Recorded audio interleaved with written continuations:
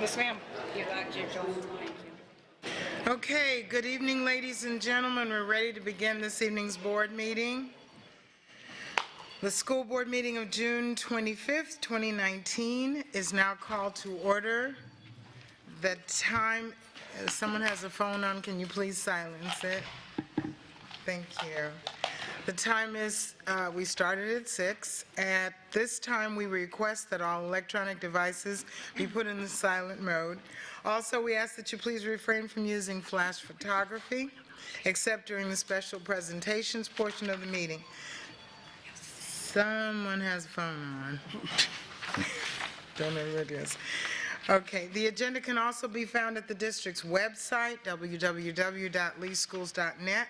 Navigate to Leadership tab and choose School Board.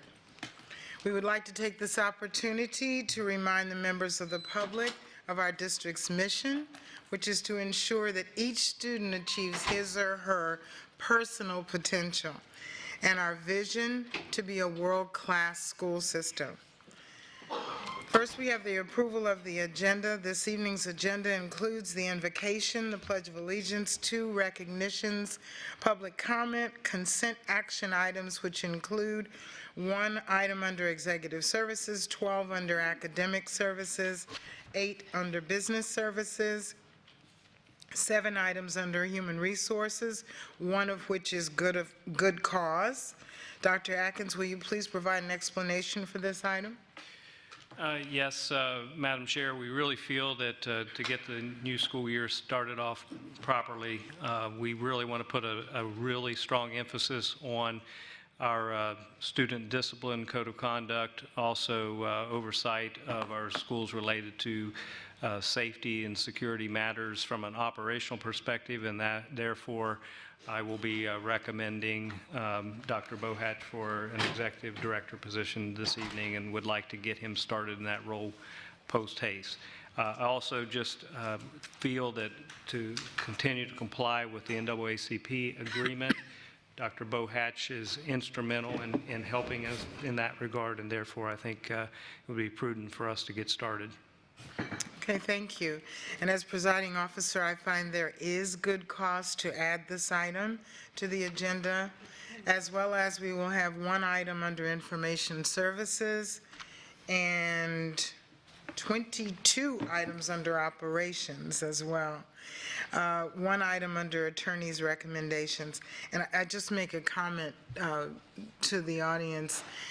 This is the time of year that we have a lot of things to prepare for the coming school year, so you will be seeing more things for our consent in the next few meetings.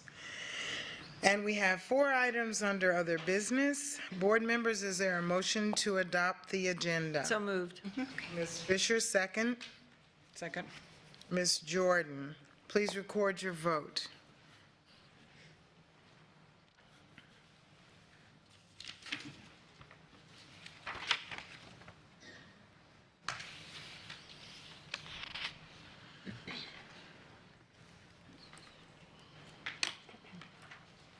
And the vote passes 7-0.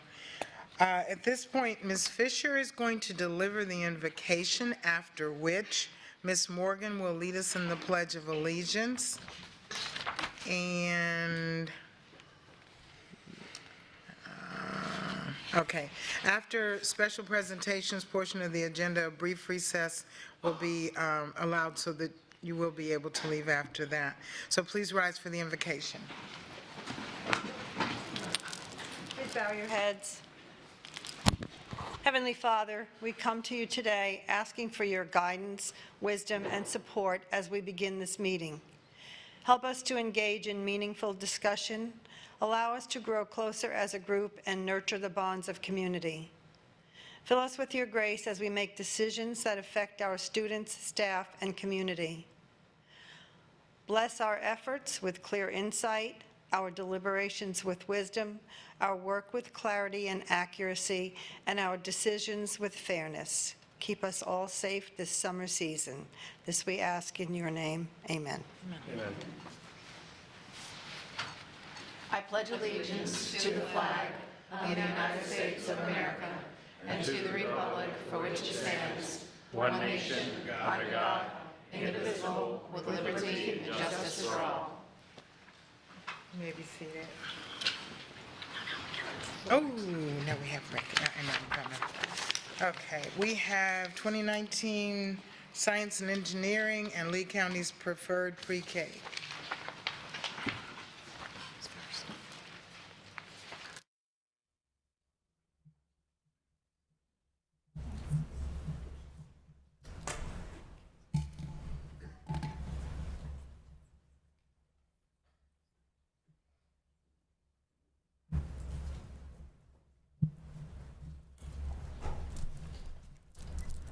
I would like to invite the following individuals from Fort Myers High School to join me at the lectern.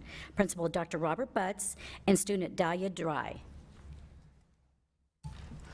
The 70th International Science and Engineering Fair took place on May 12th through 17th, 2019, in Phoenix, Arizona.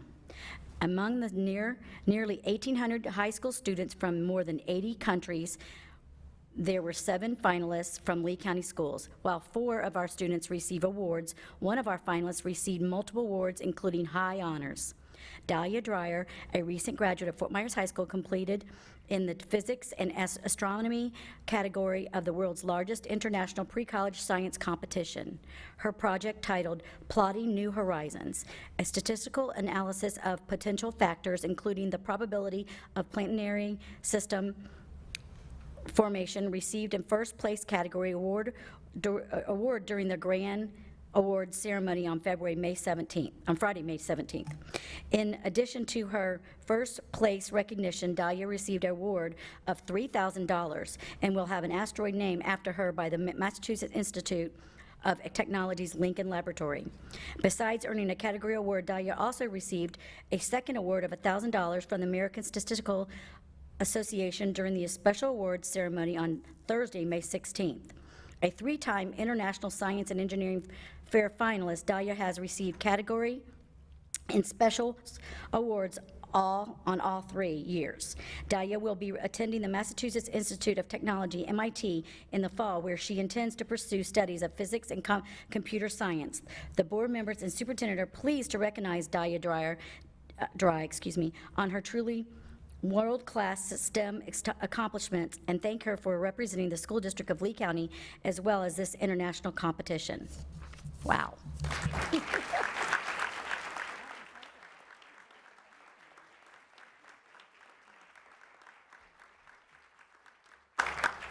got through the title. I didn't get through the title. I'm like, what is that?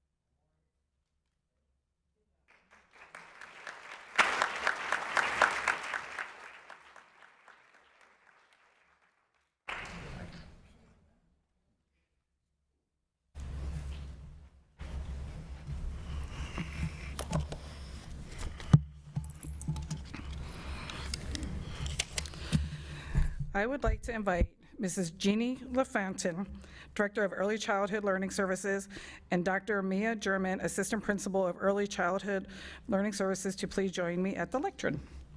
Thank you. I give you these. Okay. The School District of Lee County recognizes the critical role of high-quality early care and educational providers in the success of the students. In an effort, oh, they're all coming. They know who they are. Thanks.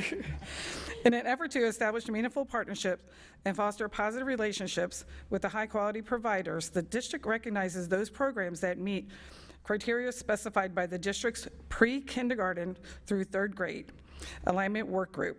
As a result, for their participation, these early care and education providers receive $500 in materials for their center, a free field trip to a feeder school for their children, a certificate, and a window cling for their center, identifying them as a preferred pre-K provider. In addition, they will be listed on the district website. The school board and superintendent congratulates the following for their commitment to help prepare children for success in kindergarten and beyond. I don't need them to come because they're here. So, in order, the Community Children's Center, represented by Mrs. Megan Greeley Gibson. Thank you. You want them all to come together? Go ahead. What? Oh, my goodness. I'm messing up already.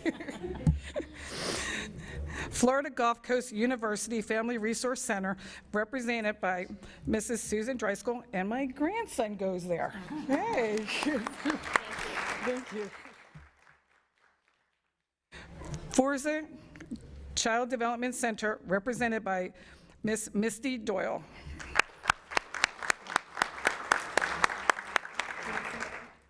Okay, please.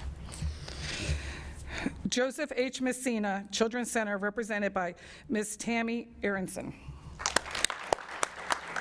And associates. Thank you, honey.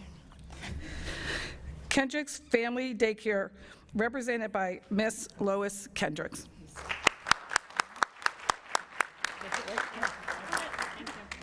I'll go take a picture.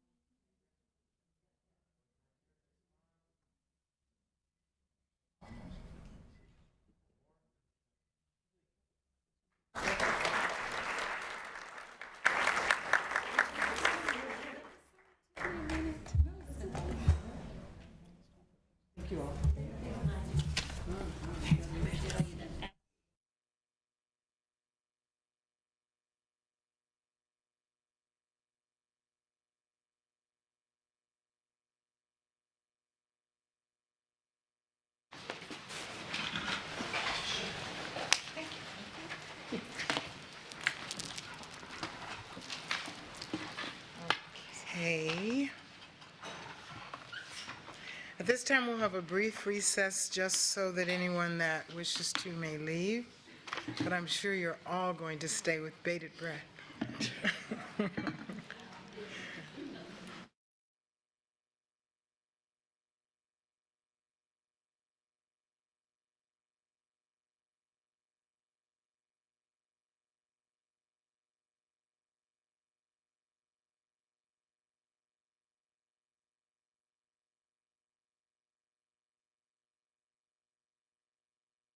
The next item is public comment. Mr. Gabriel, please address the agenda item of public comment. Yes, Madam Chair. School board policy provides the opportunity at this point in the meeting to address the board concerning any matter on this meeting's agenda or any matter relevant to the operation of the school district. If you completed a card and submitted it to me before the meeting began, you will be called in the order of the card submitted. If you did not submit a card but still wish to address the board this evening, Ms. Gittens, the board chair, will give you an opportunity in a moment to express that desire. The rules concerning comment are posted on the back of the room. The board does not respond during public comment time to remarks made by speakers.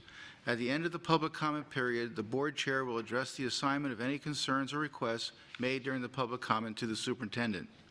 Speakers and those attending the meeting are expected to act in a respectful manner. Attacks on individuals or abusive comments are prohibited. In addition, clapping, booing, hissing are prohibited. Speakers who fail to follow the rules regarding quorum should be ruled out of order. Any speaker continuing with such remarks will be required to relinquish the lectern per Board Policy 1.11. Time per speaker is 3 minutes. Madam Chair, I have 10 cards. That will be 3 minutes. And to the parties who are present, when you come to the lectern, I will advise you when you have 30 seconds left before you are Your time will run out. The first person? Okay, I need to call, I think, first. If anyone, is there anyone on my left that has not presented a card that would like to speak? Anyone on my right? Wow, everybody's on the right. Okay. 3 more. So, is that still 3 minutes? Yes, there's still 3 minutes. Okay, so we're still at 3 minutes. And when you approach the podium, please give your name and make sure that you complete a blue card. And if you have items that you want to go into the minutes, please leave them with the secretary. We may begin. Thank you. The first person will be Kendall Palladino and Michelle Palladino second. If you would come forward.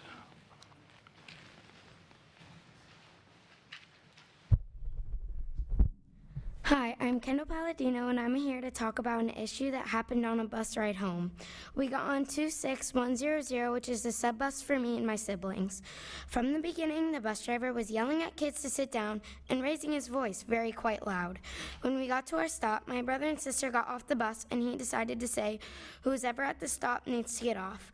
I quickly put my phone in my backpack, and before I got off the bus, he unbuckles the seatbelt and gets up in my way and yells, "You are never allowed to use this phone on this bus again, or I will take your phone to the school and you can get it from them."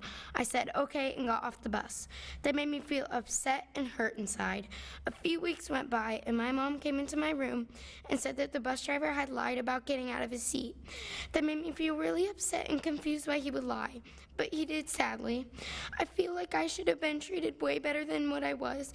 I get it if he could have been having a bad day. Students have bad days too, but he shouldn't have taken it out on me or anyone on that bus.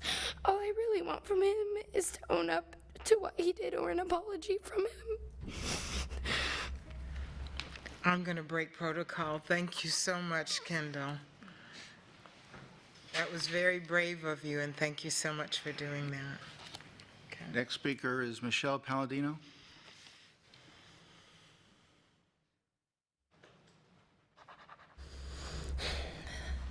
My name is Michelle Palladino, and I am the mother of 3 students here in Lee County, one of whom is Kendall, who you just heard speak about an overly aggressive bus driver. Although I could spend my entire 3 minutes explaining to you how infuriating it is to watch an adult use his physical size to intimidate a child, what I'm here to talk to you about is what has happened since then. I reported this incident both in person and via email on that day and followed up regularly since then to try to get to a resolution. I had to push and push to get the little information that I have. So far, everyone has refused to even give me the driver's name, although no one can point to any law or policy that says that his name is protected information outside of public information laws. What I have been told is that the camera on the bus wasn't working. We asked about the incident, and the driver lied about what happened, denying that he even got out of his seat. Nearly everyone I have spoken to seems to believe that this explanation should be the end of this whole issue, but I cannot leave it alone because I am left with some significant concerns. First, is this how the district handles concerns of parents? Is it the district's policy, written or otherwise, to ignore parental concerns until the parent becomes so frustrated that they simply give up? This has been my entire experience. It seems that this procedure for dealing with parent concerns is to ignore, delay, and frustrate parents until they decide it is no longer worth pursuing. I am not simply going to go away, and I will not be ignored into silence. I will pursue this issue until I get a satisfactory resolution, because this has left me with my second and more frightening concern. Until my child came to this meeting tonight, no one from the school district has asked her about what happened. They only spoke to the bus driver. Everyone in a position of authority is accepting that driver's version of events and moving on without even speaking to Kendall. Initially, all we wanted was an apology. Now, I am wondering how this district can allow someone to continue to be alone with this community's children when he is shown to be dishonest when questioned about his behavior with a child. If he can get away with lying about this, what else can he lie about? The parents in this community entrust you all with the single most precious thing we have to give you. It is more precious than our tax dollars. We entrust you with our children. These kids are always watching us. They are always learning from us during every interaction. I hope that my behavior has taught my child to stand up for what is right and to pursue the truth at all costs, no matter how inconvenient that pursuit may become. What do you think this district You have has 30 taught? seconds remaining. What do you think this district has taught my child? I think it has taught her that an employee can get away with a lie. I think it has taught her that an adult doesn't have to apologize to a person as long as the person they wronged is a child, and as long as that person has the protection of the people in a position of authority. If this is how this district deals with things, we have bigger problems. If anyone in this room would like to actually hear from Kendall additionally beyond this, you all have my contact information because I actually emailed all of you. Okay, thank you. Yeprim Deranian? Sorry if I didn't pronounce that correctly. Yeprim Dervahanian, Lehigh Acres, Florida. Again, I love my country, but I fear my government. My comment is, you know, this is a billion-dollar corporation, and I don't think it's being run right. Previous superintendents and Mr. Atkins now, I think, is not doing a very good job running this school system. You know, he has his 5 teachers' pets on this board here, Fisher, Morgan, Patricia. They kind of go along with all this crazy spending and crazy hiring. I'm really disappointed in the school board the way they spend its money. So my concern is the next superintendent that's hired should have a good background in corporation management and business management. I just don't think these people know how to manage our money. So we have a few new members. I hope they do a little better job. The last comment I make is the tax we had, the sales tax increase we had, I couldn't believe how it passed. But then I thought about it. I said, we're getting all these people from New York, New Jersey, Connecticut, Maryland. They moved down here for lower taxes, but it's their DNA to raise taxes. So when they got down here, they did what they didn't want to do up there. So absolutely, I'd like to see the school board watch our money and do a better job. Thank you. Sir. Next person is Samuel Stewart.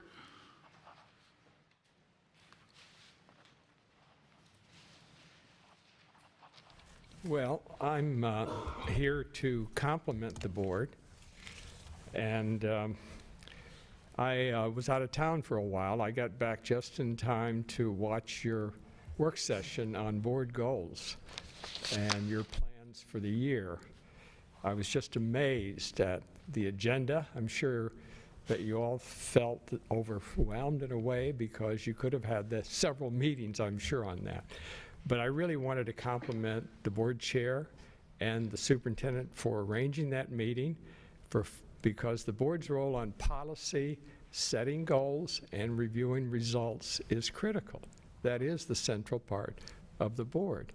I also wanted to applaud the idea of having a board member work in a particular area. I think that's very important as a way to understand our language of education, which is sometimes obscure to some people, and to understand the particular goals and metrics in each area, and then be able to explain those to other board members and, of course, to the community. So I think you're really on the right track, and I just applaud you for the very good meeting. So good luck. Thank you, sir. Next speaker is Randy Scott. After that will be Brad Branson. I'm sorry, okay.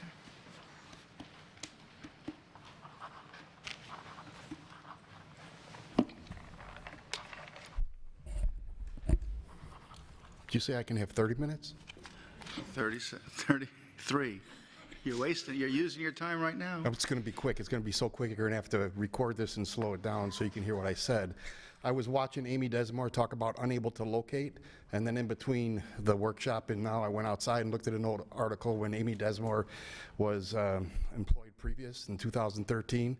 The headline was School District Unable to Locate Missing Items. That was in 2014.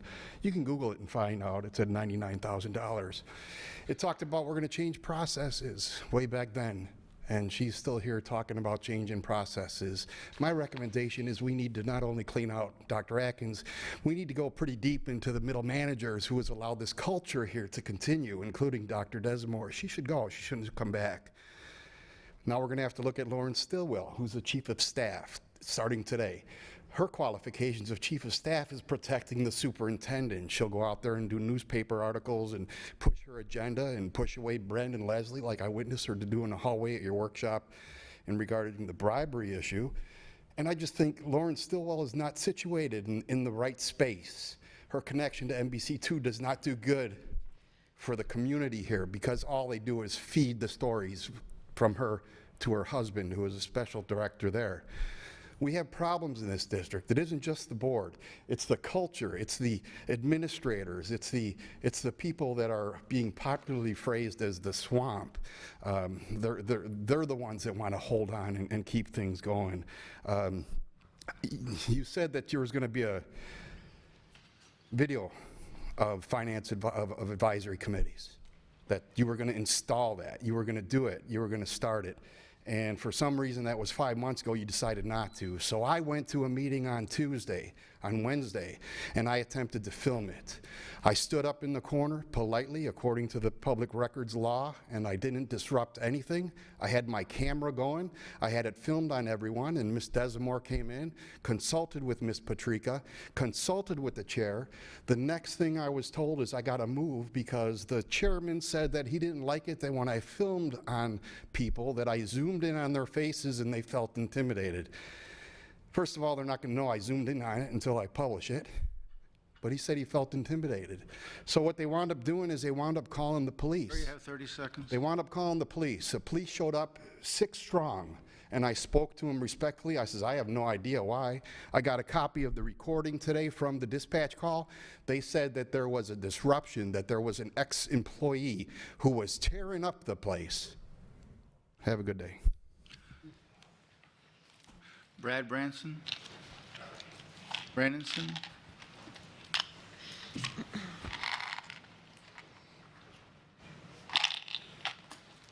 Good evening. I don't think they make this thing It's on. for high enough for tall people.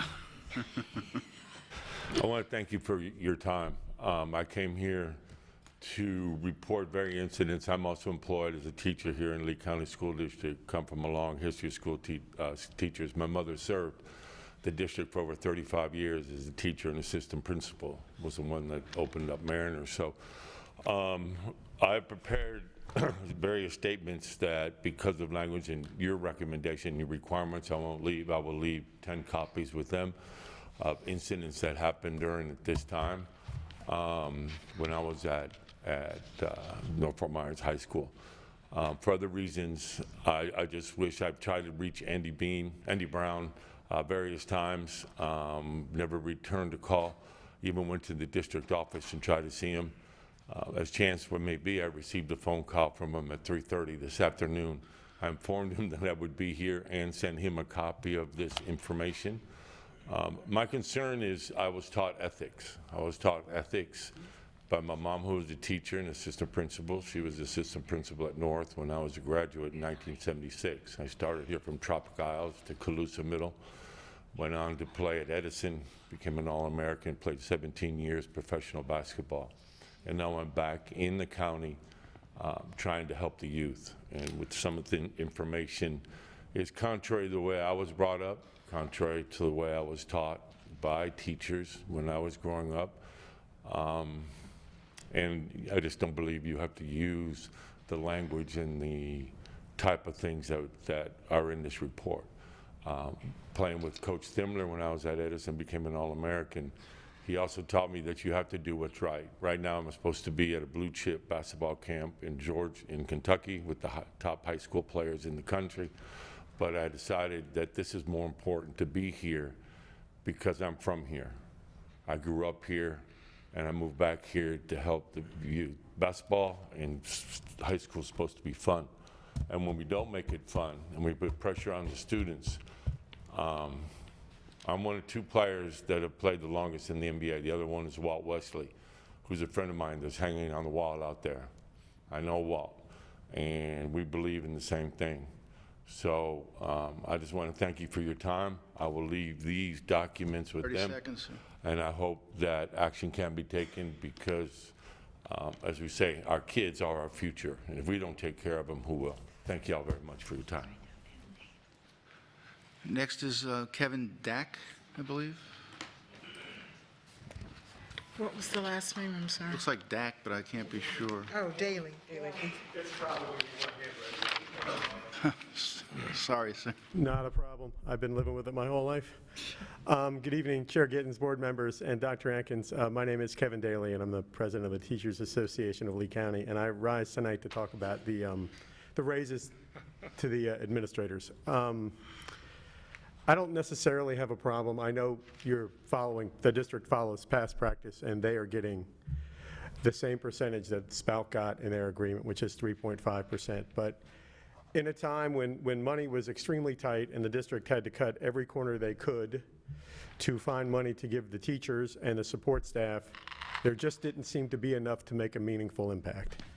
And it seems to me that at 3% or 3.5% on an administrator's salary, though legal because they're not governed by the rules that teachers are governed by for raises, seems like a meaningful impact in their salary. And I think as we move forward, we really need to address meaningful impacts, being able to make a meaningful impact on the frontline personnel in the district, that being the support staff and the teachers and the nurses and the people that are closest to the children. Like I said, I'm not rising tonight to argue over 3.5% and to say, you should have taken that money and done something different with it. I just think as money is tight and as we move forward, it's a good idea to maybe say this year wasn't the year for past practice. This year maybe was the year for 2% or something like that. So we'll talk more about ideas I think I've shared here about making a meaningful impact and how we can do that with the support of the community and the staff. But at this point, I just want to I've heard from a lot of my members, and they would have preferred maybe the raises looked more like what the teachers got and not a percentage. Thank you. The next speaker is Louis Navorna. Probably wrong, but apologize in advance. Get set up here real quick. You're on. Louis Navarra. Good evening, Dr. Atkins, board, Gwen. I want to touch on the half-a-cent roundup issue. No, we don't forget it. I still have not heard. I spoke with Mr. Hammond. I told you that the last time in the county commission. I'll be following up on this travesty. That was wrong. You should have told us you were going to round up on the odd numbers. Bus, I proposed staging areas, and I'm leaving you pictures. I talked to Mr. Perdue. Why can't the kids meet at a middle school with the little children unless you want to put them on daylight? If you look at the disaster unfolding in Cape Coral with the bus benches, you will agree with me. One bus hut would have been fine, and you have the money from the tax increase, and you don't need any more LED signs to the tune of $40K. I'm going to show you these pictures and leave you these pictures of what, and I've got nothing against those guys out there. If I poured concrete like that, I'd get a ticket from the city of Cape Coral. They've got 8 benches at 15 Northeast Lane and Northeast 13th Avenue. They're sitting out near the road. A car will take them out with the kids too. Very poor planning. Still wanted you to look at bus staging. All right? So I'm really discouraged about that. I'm going to leave you the pictures. I'm making a memorial to Layla. You can see that too. I wanted to share this letter that my son got. He quit teaching here, 5 years. Excellent. Top of the line. All the accolades you could get. Michael likes you very much. This is in Chinese. Read. You're always a surprise to him and take his class very much. Michael said when he grows up, he must visit your teacher when he has the opportunity to go abroad. In his heart, you are like a big brother in the distance, better than a relative. That's what my son does now. He tutors Chinese 6-year-olds via Skype from Jacksonville to China because the Chinese respect the teachers more than the Americans. And I'm not being rude to the Americans, but let's face it, I'm leaving you that too. And about teachers' pay, $40,500 in December. Sarasota's at $44,800. I got friends up there, and you know how you like Sarasota. You have 30 seconds left. Yes, sir. You ought to be ashamed of yourselves. You really should. No wonder people don't want to teach anymore. And all the requirements after Governor Scott got done ruining everything. No wonder my son quit teaching after 5 years, and he was excellent. Ask Mrs. Burr. She was wonderful. Ask Mr. Perdue. He was wonderful. Shame on all of you. I'll see you after vacation. I'll be working hard this summer. I'm hoping to see the governor. Thank you. Thank you. Ramey Hall?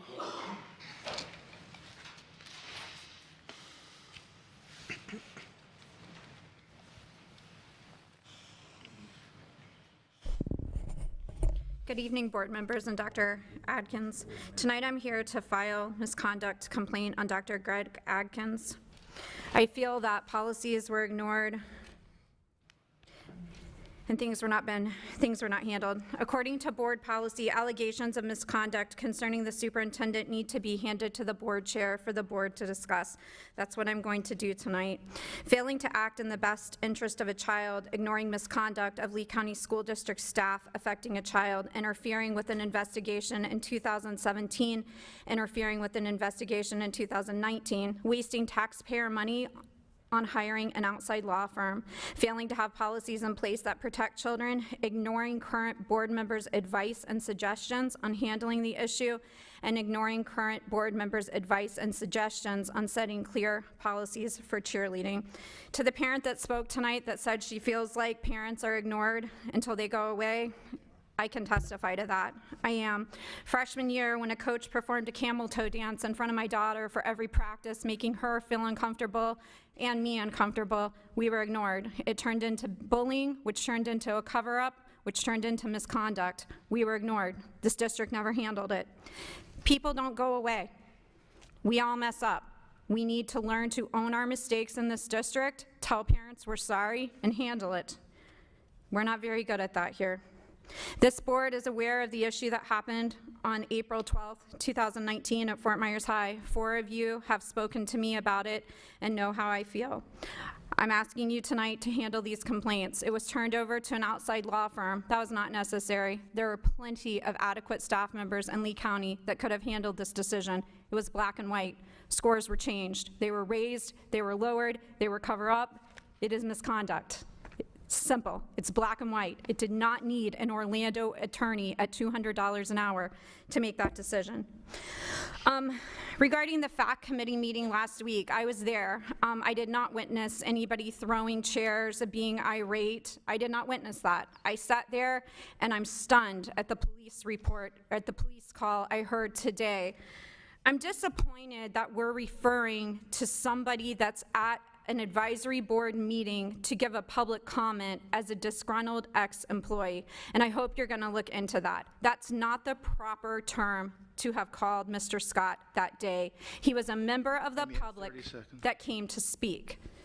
I don't know why we're doing that. Real quick on school safety, I just want to point out, single point of entry starts always, not when the bell rings. It's one way in, one way out. It doesn't start at the bell. Let's make sure we're not misrepresenting that to the public as well. And teacher pay, we've got teachers laid off here. They still want to work. They're not being reassigned. They're not being hired. I know many of them. Thank you, guys. I'm going to turn this over. Next speaker is Lindsay Buckner.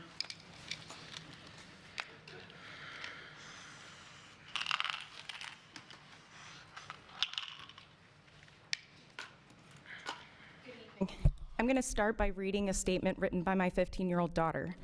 She says, "My name is Kaylin Buckner, and I'm a rising 10th grader. I'm writing this letter to each of you because I'm being punished because of my mother speaking up.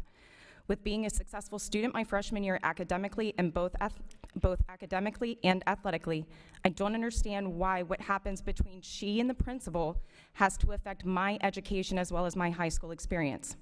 Why is it that students are expected to follow the rules around the school, yet administrators can't follow their own expectations? How is it that an administrator can break the law and not be punished, yet my mother and I are doing the right thing and still being punished?" Excuse me 1 second. Mr. Navarro? Mr. Navarro? I'm sorry, but you're disrupting other people's comments. I'm going to go. My car broke down. Oh, sorry. 2018 on. Okay. Thank you. Got nothing but trouble. So, ma'am, I did stop it, paused it for you, so. Ready to continue? Okay, I'm sorry. Go ahead. I am a teacher with the school district and believe that my knowledge, inquiry, and reporting of illegal actions by an administrator led to my currently pending non-reappointment. Upon formal reporting of these acts, I requested whistleblower protection. Ms. Patrica, you recently said that you have great respect for people that come forward. Do you respect me? I have to ask you. Why am I being threatened if I don't report these actions, but yet for reporting I'm still being targeted for doing so? Will whistleblower status protect me from the flag or mark that's currently placed on my file, keeping me from being interviewed and hired by another administrator? Actually, can each of you address this? I'm very interested to know, is this true? I would like to meet with each of you personally so that I can share with you the things that actually need to be changed around the schools to ensure that we as teachers are protected when we in fact are currently not. Thank you. Person is Ron Pure. And this is the last card that I have.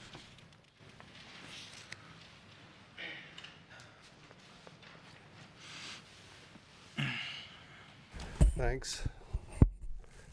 Hello, all. I'm going to stick to the script tonight. Back in March, April, May, and June of last year, we had David J., myself, Bill Onkart, former councilman from Bonita Springs, had meetings with Ms. Patrica and Ms. Morgan. And at that time, we brought to their attention about, it was about $300+ million in things that we had researched and felt that you folks should address with respect to spending policies that you have adopted over the years. One thing in particular that stuck out was is the ongoing DROP program, the Deferred Retirement Option Plan or package. You said at that time, I'm not quoting you, but basically you said you'd be addressing it, you'd be looking at it, and you'd be trying to change where necessary. That's to paraphrase. At this point, there are 440 people employed by this district on the payroll and enjoying the benefits of the DROP plan. Most of the people that support the school, I'm sure, know nothing about the DROP program. What happens is that in Lee County, the employees are receiving $53 million of pension payments and collecting approximately $26 million in salaries at the same time to do the same job, i.e., I'm retiring, but I will continue to work here and continue to make a salary subject to all the bonuses and raises in those future years that I'll be working, in addition to a pension check. Among those that are employed are clerks, bookkeepers, bus drivers, under the DROP program, that is. Bus drivers, couriers, delivery people, and so on. 60 secretaries, many making over $85,000 a year, and some secretaries, well, I'll forget that. Sir, you have But 30 60 of them are seconds. collecting that. What we're particularly interested in is at least making a motion and a movement into getting these folks in the DROP program to pay 3%, as does all other, or as do all other employees of the school board. They do not pay that 3% out of their paycheck. We, on the other hand, taxpayers pay. You're concluded. Thank you, sir.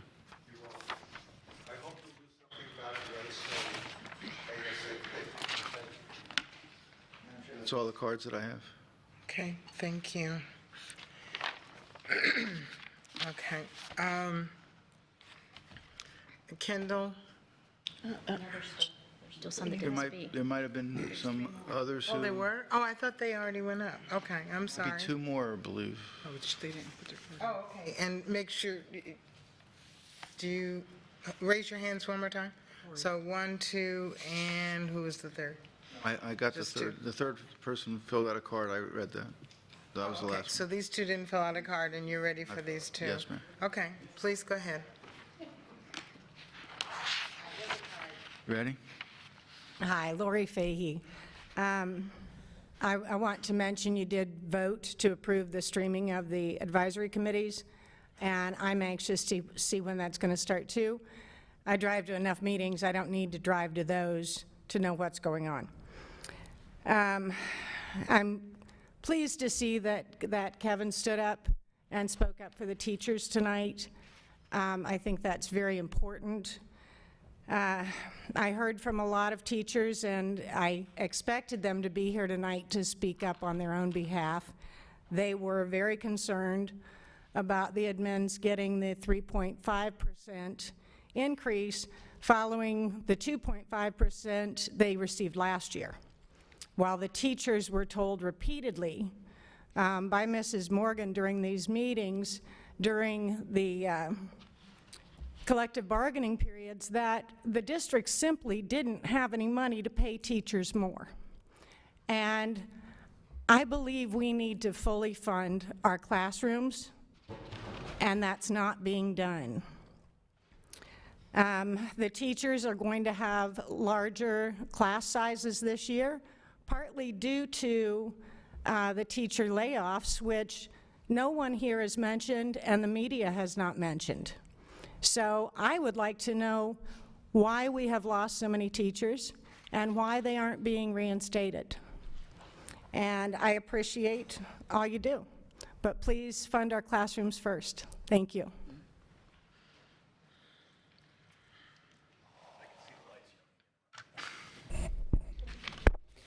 So, 2 weeks ago, the district was about to call for the head of Melissa Giovanelli for allegedly releasing top-secret information to the media, and the news was all abuzz about it.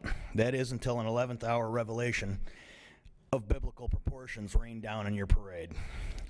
Turns out that it wasn't Jane Doe number 2, but instead Jane Doe number 4 that leaked this information to the media in an attempt to disparage and set up Mrs. Giovanelli. All of a sudden, there was never another word mentioned about it. Could it be that you were in cahoots with Jane Doe number 4? Was Jane Doe number 4 acting alone or in concert with the district? Inquiring minds want to know. The whole thing stinks of Russian collusion status, which I guess makes Jane Doe number 4 Hillary Clinton.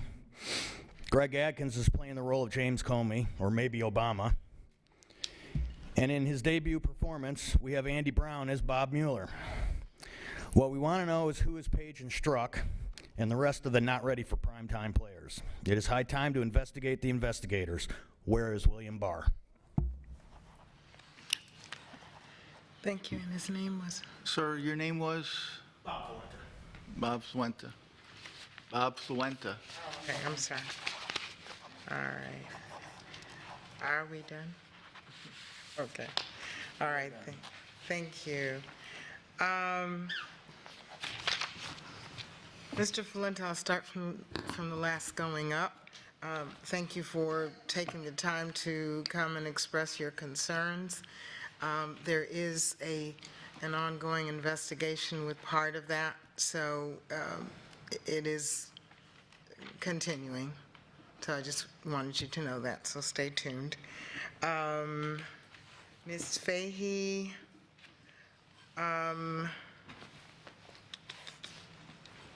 thank you for your comments about the teachers, and also Mr. Daly, if he's still here. Superintendent, would you like to address that at all with the increases? I know there was some confusion in thinking that all of the administrators were going to be receiving an increase. Can you address that, please? Yes, I can. The administrative salary schedule does make some significant changes. One, the specific raises are related to people who are at a level of director and below.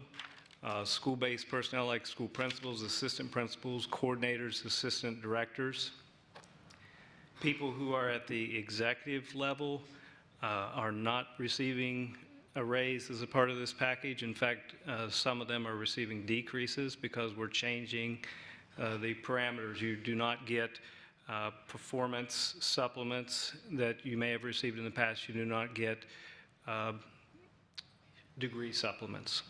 So and the other piece I think is important is that there was a whole year that was missed. They received a raise FY18, nothing in FY19, so this is FY20, so it's July 1st moving on. If you look at the amount, we had, I think, 27 million overall for compensation. This represents about 1.3 million. So the rest of that goes to other employee groups, like I think over 8.5 million went to teachers. Okay. And there were a few people that talked about budget numbers. We are in the process right now of preparing the new budget for the new school year. I would suggest, for one, that you watch the workshops and the briefings that are online. You can get them on YouTube at Lee Schools. And, watch that, take your notes, ask your questions that you have. We are here to make sure that you understand the processes and what we are doing. Now, Ms. Kendall, hi. Very brave young lady, and thank you so much for being here. And we're sorry that you had to go through that situation. But everything that we go through in life is not always happy, but we learn from it, right? Okay. And to your mother, Ms. Palladino, Superintendent, if you can please make a note to follow up as far as that situation. I don't know if we received that information about her situation. And my understanding was that when it came in, there was probably an email into my office or a phone call that Melissa had referred out to transportation, which would be our normal protocol. I don't believe Mr. Lloyd was here. He's been out on vacation. But first of all, I want to apologize for really not receiving her story. I mean, I don't find that acceptable. But I will make sure that Mr. Lloyd, who is over transportation, contacts you so that we can get this matter resolved and contact you again. Mm-hmm. And then what I will do is make sure to follow up with Mr. Lloyd so he gives me a full report, and then I will provide that to this board. Okay, thank you. And Kendall, you can go home, and tomorrow you can watch yourself on camera. All right. Is it Yeprin? I think there he is. I'm going to give you the same suggestion. We have been doing the pre-briefings and the briefings and all of that on budget in the last few workshops and briefings, and I would suggest that you watch them to see if you hear or see any questions that you might have, and then you can follow up and ask us those. But thank you for coming. Mr.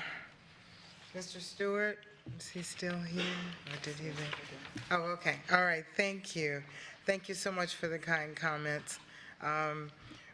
We are really working hard to find our way through our way of work. And in case you're not understanding what he was talking about, one of the things was we have a process now with the strategic plan. There are 7 action items with the strategic plan, and each of the board members has selected one to have their focus for this year. They met along with Dr. Carlin and the team from each of the staffs that deal with that particular item. And I believe everybody has made that contact and looking forward to the things that we collectively and individually can do to help move our strategic plan forward for the coming year. Thank you for that. Mr. Scott, my one comment to you is that, yes, we did vote on the advisory boards being televised and being taped. And in our new application that's coming out, it will be stated, so if anyone is interested in joining an advisory board, all of the information will be in there. You will know what is expected and who we're looking for. And I really suggest highly that if you're not interested, have someone that you know that might be qualified to step forward with some of the advisory boards. We need a broad scope of individuals to join those advisory boards so that we do hear all aspects from all parts of our community. And Mr. Branson, I think you left your documentation, and we will review that. The superintendent and the board will get an opportunity to look at it, and I'm sure someone will contact you about that. And I did want to say thank you so much for coming home, and thank you for giving back to our students. They need all the encouragement and happiness that they can get. Mr. Daly, the same thing with I think the superintendent discussed the percentages and explained that. And if you have further questions, I'm sure that he can explain those as well. I also did hear from teachers thinking that all of the administrators were going to get another raise and they had just gotten one. And that's why I say watch the workshops and watch the briefings and look at the minutes to make sure that everybody is on the same page. And if you have questions, then just let us know. That's why we're here. Let's see, Mr. Navarro left to fix his car, so we'll talk with him later.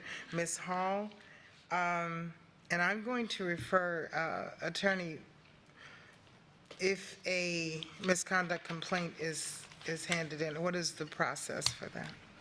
Do we know? No, ma'am.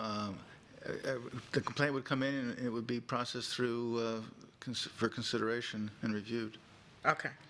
Okay, so Ms. Hall, we will be processing that and getting back to you on that complaint. Also, on Mr. Scott, very sorry that from what happened, I don't know if it was a misunderstanding or what at the meeting, but hopefully we will be able to sort all of that out as well. Ms. Buckner, on teacher reporting. Dr. Atkins, how can we help her situation? Well, as I understand it, there's two situations, one involving her situation and then involving her child. So my understanding is that she is working with Soretta Ralph relative to the assignment. That has to do with an assignment of an employee to a building and a waiver. And when that assignment is no longer in a particular building, then the waiver typically goes away with that assignment. So in other words, a teacher takes their child to a particular school. But as I understand it, Ms. Ralph is working with her specifically. On the other matter relative to her is something that I know has been that our human resources is working with professional practices on at the state level.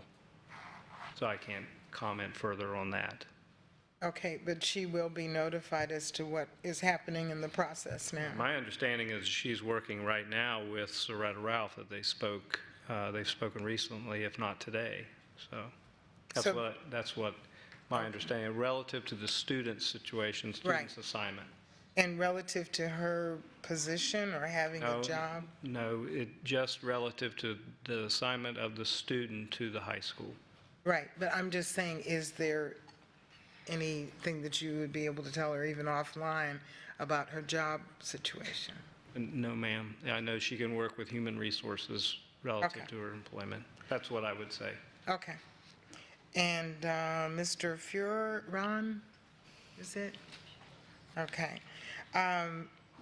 When we get to the end for comments, I'm going to ask, why are you saying no? I'm not asking you for a comment now. Okay. No, I'm saying when we get to board comments, I'm asking you and Ms. Patrica and Ms. Morgan to maybe address that since he had spoken with you, if you can just make a note to do that.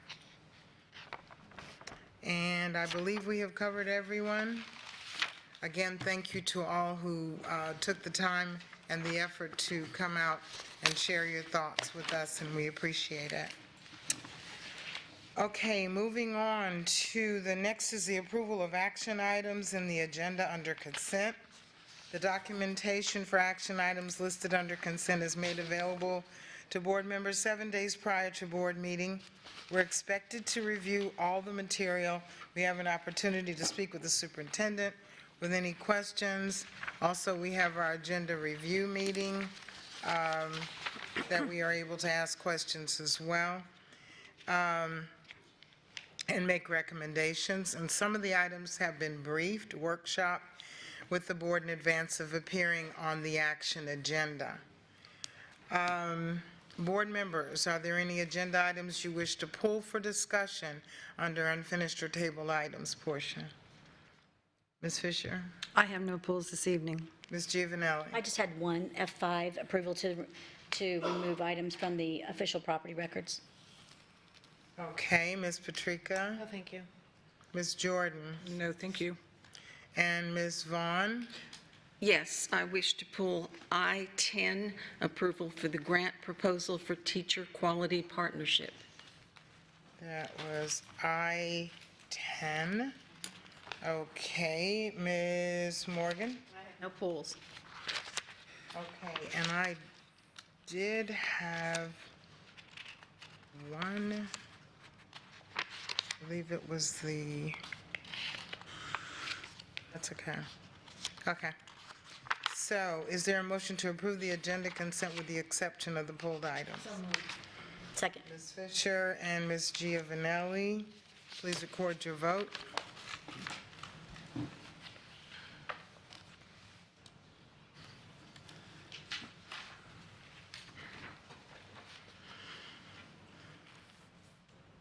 Do we have a glitch? She's got to pull. Oh, okay, sorry. Thank you.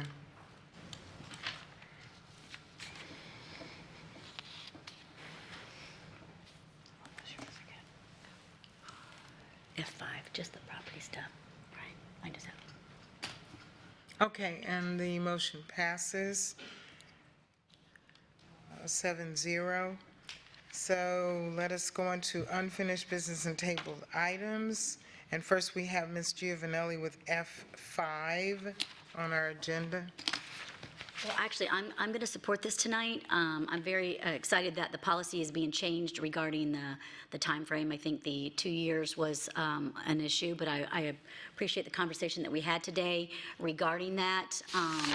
And it being sooner than later. I think 2 years is definitely too long.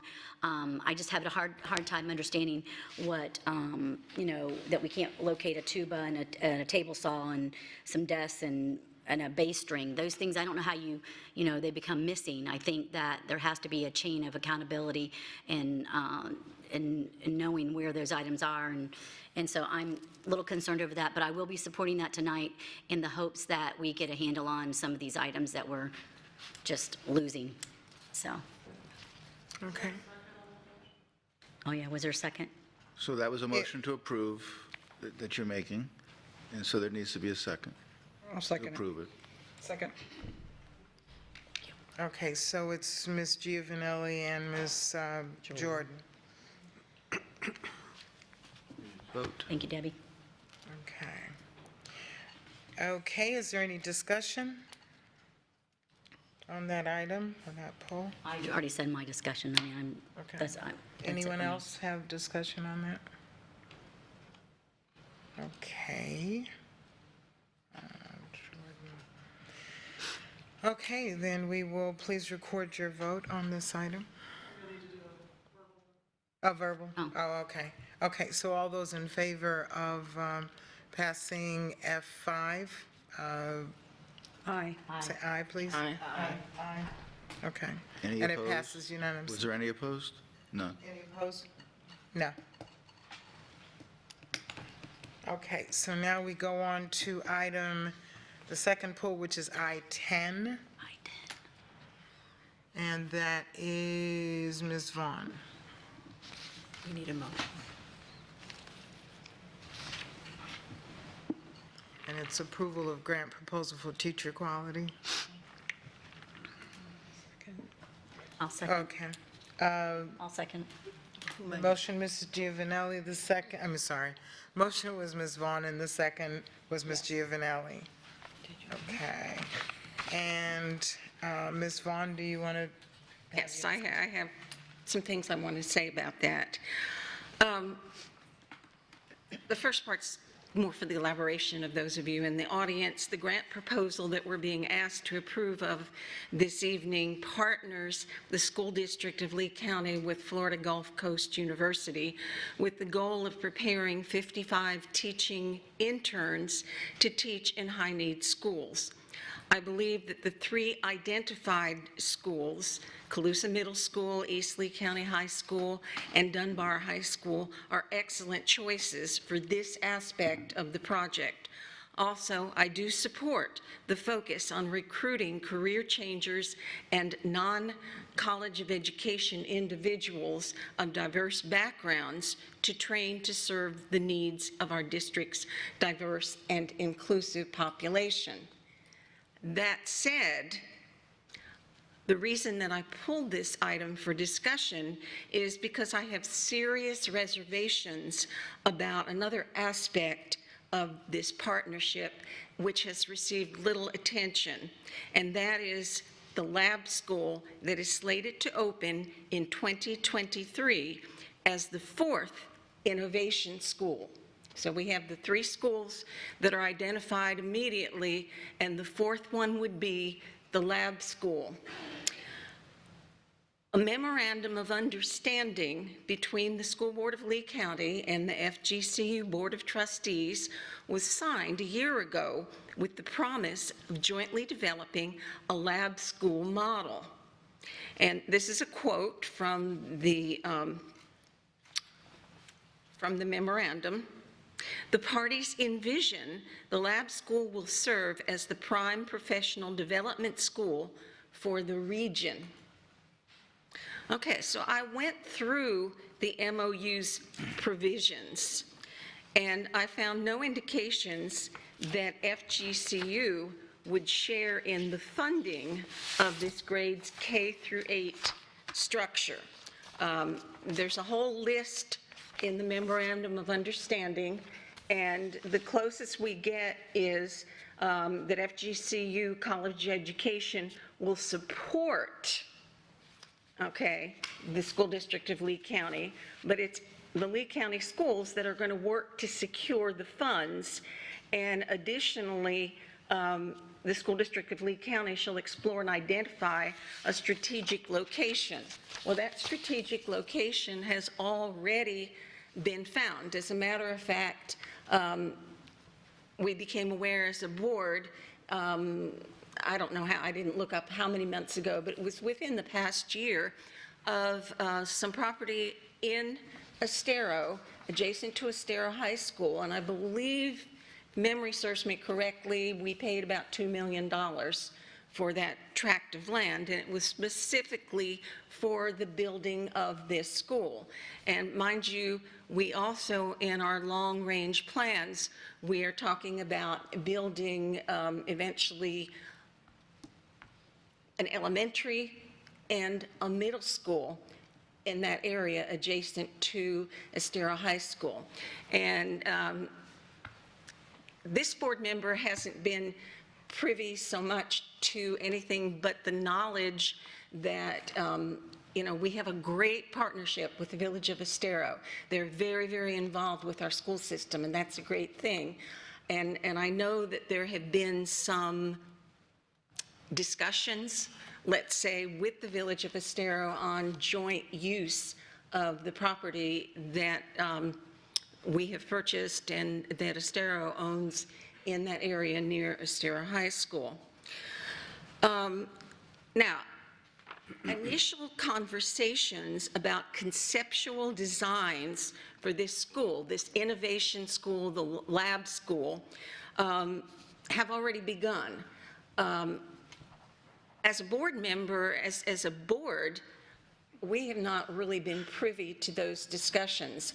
I told my colleagues last week at a workshop meeting that I just happened to learn a little bit about the conceptual drawings because I subbed in for Mrs. Giovanelli in a construction advisory board, and the chairperson of that board had actually been to FGCU, and these things were shared with him, and it was quite interesting, the reactions and the responses that came from that advisory meeting. But I'm telling you that for me as an individual on this board is all that I know, except that this lab school is going to be a unique structure because there are certain things that that FGCU and the College of Education have in mind for this. As a school district, we very wisely build prototype schools, and that's to save money. If we have a prototype of an elementary school, we can use that basic design wherever with some modifications. This structure would not be like that. The school's unique design features, from what I have learned, would no doubt exceed the cost per square foot dictated for school construction by the state. I don't know if I know board, but part of this is for edification of the constituents here, that we can't just build Taj Mahal schools. We need to stay within certain guidelines. So what would happen is, and remember, this is slated to open unless we make changes or modifications in 2023, the fourth year of this grant. So what would happen? It would necessitate possibly a waiver from the state. Maybe we could convince FGCU to fund part of this. I'm not sure where we would go with this. At the workshop, it was made clear to us that we as a board have not yet approved the funding of this school. Yes, I know that. We have not done that. However, we're moving forward with contacting architectural firms. Okay? So I know that costs money to be in consultation. As a matter of fact, Dr. Atkins said, and this is close to a quote, that we're beginning to engage architectural firms. So this movement for a costly lab school definitely has begun to roll forward, even though, yes, we have not been asked yet for the funding, and that would be way down the road. What I'm asking and what I'm putting forth, the reason that I pulled this is I am going to support, I am going to vote in favor of this because I do favor us having these partnerships with our local universities. I think that's really important, and I think a lot of good can come from that. However, I do, as I said at the workshop, and at least one person tried to shut down my discussion saying it wasn't relevant, but it is. I think we need to explore other things. I think one possibility would be, and I didn't come up with this, somebody in the community said, hey, you know, we have, for instance, James Stevens Academy, located in the heart of an area with just the kind of students we want to serve in the lab schools, just the kind of students that we want to train these new, and they're called residents, like I guess like in a hospital, the residents, the interns. This is the group. We want to train them to be able to teach because these are the kids we're missing, unfortunately. So you know, James Stevens, they have a lot of open seats. This is just in the way of brainstorming, because I don't think we've done that. I think we've been locked in to, here we go, this is Estero, they do a lot for us, we're buying the land here, we're going to put this beautiful school here. James Stevens was originally a K-8 school. It's kind of campus that could be utilized for an innovation school. It's in a great spot. It's in a great location for that. The campus could be renovated. I'm just really concerned, and this is why I pulled it, because I just felt like I had to say this. We have schools right now, and I know we've just approved Castaldi report, and we're moving on rebuilding 2 of our schools that have been falling down for a long time. And yet, we're looking at architects in order to build this innovation school. So those are my comments, and that's why I pulled it. Okay, discussion, Ms. Morgan?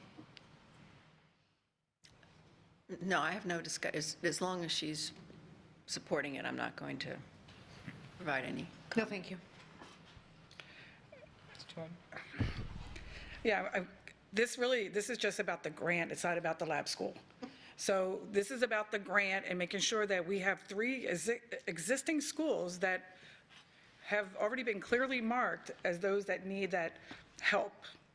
So for us to say, that's what, $3.5 million? And in the 4th year, if that school does or does not exist, we just go back and amend that and choose another school. But they've done the work to figure out what schools are the ones that are needed and the different zones. So thank you for going to approve that, because I appreciate that. Chief Anelli? Well, I support it. However, I love the idea of the James Stevens because it's underutilized. So I would love to have a conversation that maybe you can talk about it and see if that can be a pilot program there. And let's start the lab school now. Why wait for Estero to be built? So I support it. But I think I'm all about be equitable out throughout the district. So I mean, let's have a conversation. That's what I would say. So I also am supporting the approval of the grant. I think it's a great idea, but I do appreciate Mrs. Vaughn's comments and ideas, and I think it is worth a future discussion. Yes. Thank you. Okay, and my question, first I have a question. If we approve the grant, what is the next step, Superintendent? I mean, will that grant then pay for the architect? And will it continue to be moving along? What will this do if we say yes to the grant? And is that what we are specifically voting for? The grant has nothing to do with the architect or the construction of the building that's in question. What would happen is the next step with the implementation of the teacher quality grant, as stimulated in the grant, has to do with teacher preparation. It doesn't have anything to do with the construction of the school. And related to the architecture and the securing of a firm, that is the standard step in the process that we have to do right now to stay on time with that facility, regardless of whether that's the innovation school or not. And again, nothing to do with this grant. Okay. Go ahead. Well, I just want to say one more thing. The grant really, it's going to give teachers more money and opportunity. So it's actually a really good thing for that. So that's what I want to bring. That's really what the money is, to pay these teachers. You know. And you know, just as a little piece of history, a number of years ago, I actually had a discussion with Dr. Bradshaw, the principal or the president of Florida Gulf Coast University, about trying to convince him to open a lab school at James Stevens. Just an interesting little piece of trivia. Okay. Well, my comment on it is, coming from East Zone District 5, my concern is getting railroaded and all of this process end up in Estero when we are the most needy area. It's interesting in the report to me that they have identified the first 3 schools, and that's Colusa Middle, Dunbar High, and East Lee County High. Obviously, if they've identified those schools in those 3 areas, that's the most needy, then why would we not be considering the Innovation School to be somewhere in proximity to those most needy students? And I know that's a conversation that we'll have when we talk about the building. I will support, of course, the grant because they will be doing so at schools that do need this assistance. And I just hope that in the future, we look at where we need to start first. I have talked to quite a few people in my community, and the first thing when they hear about, purchasing land and building in another area, it's like, well, what about all of the 100 and plus portables that are in the East Zone? And I have to continue to bring that up. And if it is seeming to the community that we are focusing on something else for another area before we focus on the most needy area, then I will just continue to bring it up until we see what we can do, like Ms. Giovanelli said, to make everything equitable. So, Madam yes. Chair, you are building a comprehensive high school at the Gateway site, and you're opening a addition at Lehigh Senior that will open its doors in the fall. You are going to open the following year. You'll start the high school at Gateway to be open the year after that, and then we're building an elementary and a middle school also in the East Zone in the very near future. And I appreciate that, and yes, that is in the Just to plan. enlighten our viewing audience about Yes, that we no, are and that's treating very our- good, very true, and Yes. thank you for all of that and being in the plans. My question still was, though, if the project starts out using schools in a specific area because that has been identified as the most needy, where does it change that the school itself may be built somewhere else? And it's a rhetorical question that we will discuss as we talk about building. Okay. And thank you for those buildings, though. Could I just say one other thing? Okay, so I've listened to the comments, especially Ms. Jordan's comments, and the Innovation School is very specifically mentioned in the grant. Now, you heard what everybody on the board heard what I said, that I am supporting the grant, that I understand about schools 1, 2, and 3, and which schools they are. But very specifically, Dr. McCullers even gave us a presentation stating that school number 4 would be, according to this plan, the lab school or the innovation school.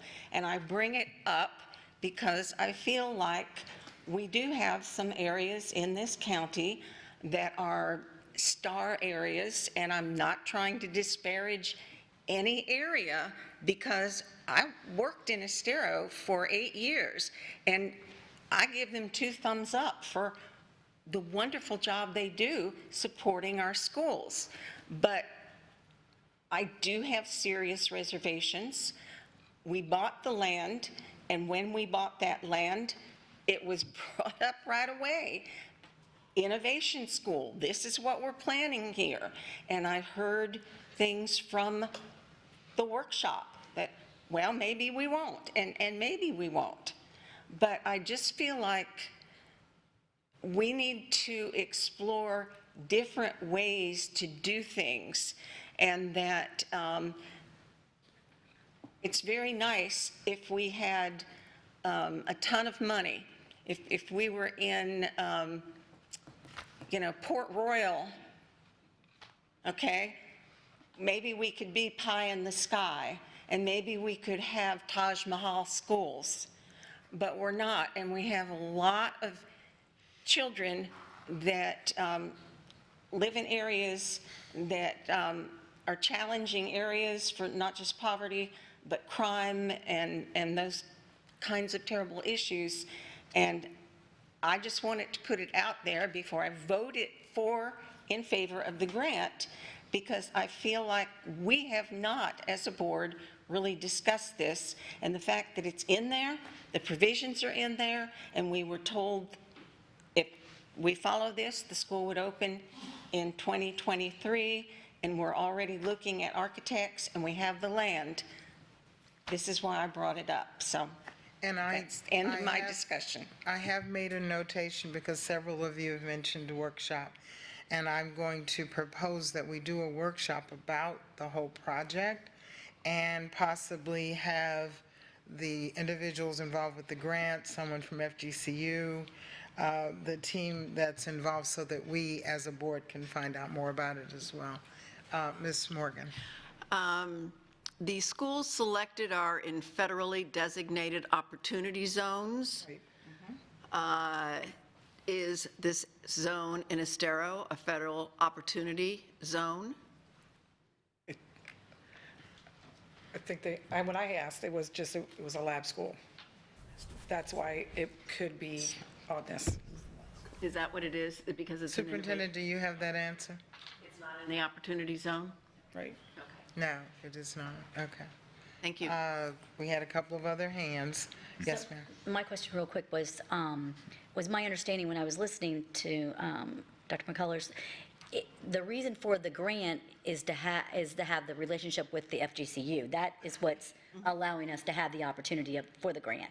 So that's, I think, was key element to being able to get the grant. So hopefully the support from FGCU, and if we decided to pilot what Dr. Atkins and Mrs. Vaughn just said regarding James Stevens, I mean, that still is, that collaboration, I think, would still justify the grant. We wouldn't have to give anything back. That's my hope. Okay, so I just wanted to make sure that was clear to the audience, because I think that was a key element to that grant. Okay. Ms. Fisher? So just the other thing that I noticed, and it's page 6, further down, the identified schools, the 3 project schools have been identified.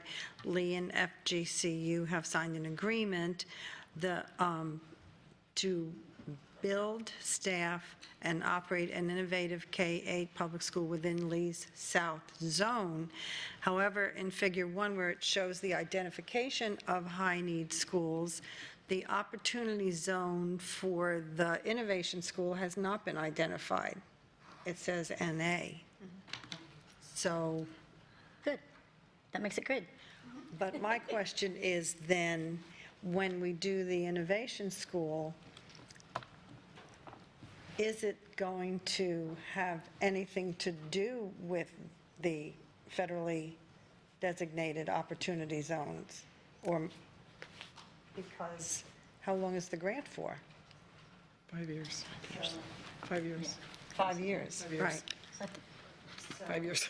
Dr. McCullers, and again, I'm trying to, one of the things I think we still have to keep in mind is that the grant has identified 3 schools, and it contemplates in the grant the innovation school, which is what we're calling it now. We're not calling it a lab school, but it also, as Dr. McCullers made clear, that it doesn't necessarily mean it has to be at that particular location. That was just the one that was under discussion for the future. So we can have those discussions in the future. Now, we have been working with Florida Gulf Coast University on the innovation school, aside from the grant that we're asking you to approve tonight, for quite some time.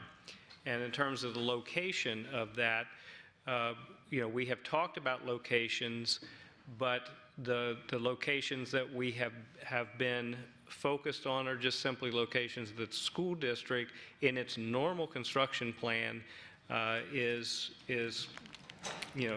planning on building schools. So we need to build a school at the Estero location, or 2 schools at the Estero location, regardless of what happens with this innovation school. We have to build, we'll start with a K-8, We will then expand it to an elementary and a middle school. Those plans are underway. We have to get them underway now, which is why we have to go out and secure an architect, an architectural firm.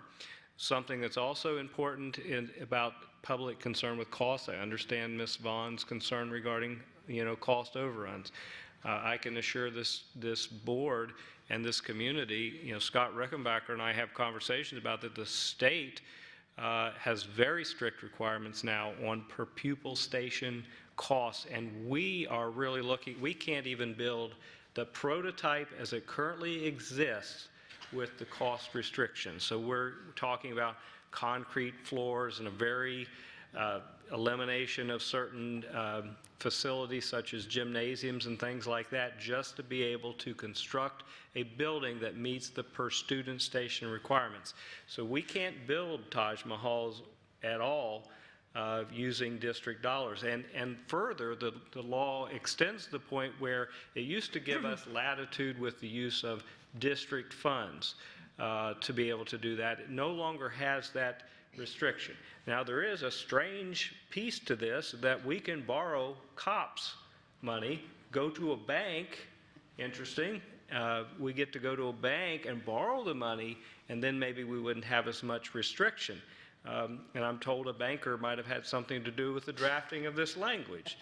But the point is that we are under a great deal of scrutiny in terms of per student station costs in our school district, even more than we were previous to this. So the construction of this building, we're not going to be able to build some extravagant facility.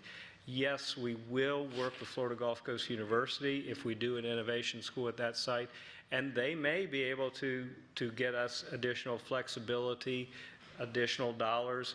That's the only way we would be able to build something that would be as some of the things that have been described in the Construction Advisory Committee. We could not do that on our own. I think the confusion was part of the documentation that does say the K-8 school will be jointly operated with the school district and Florida Gulf Coast.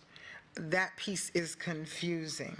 The fact that we purchased property along with that statement. The piece that was missing is that in Estero, with those two pieces of property that we purchased, is going to be, and what I had heard was either a K-8 or an elementary and a middle. And I don't think that had been decided.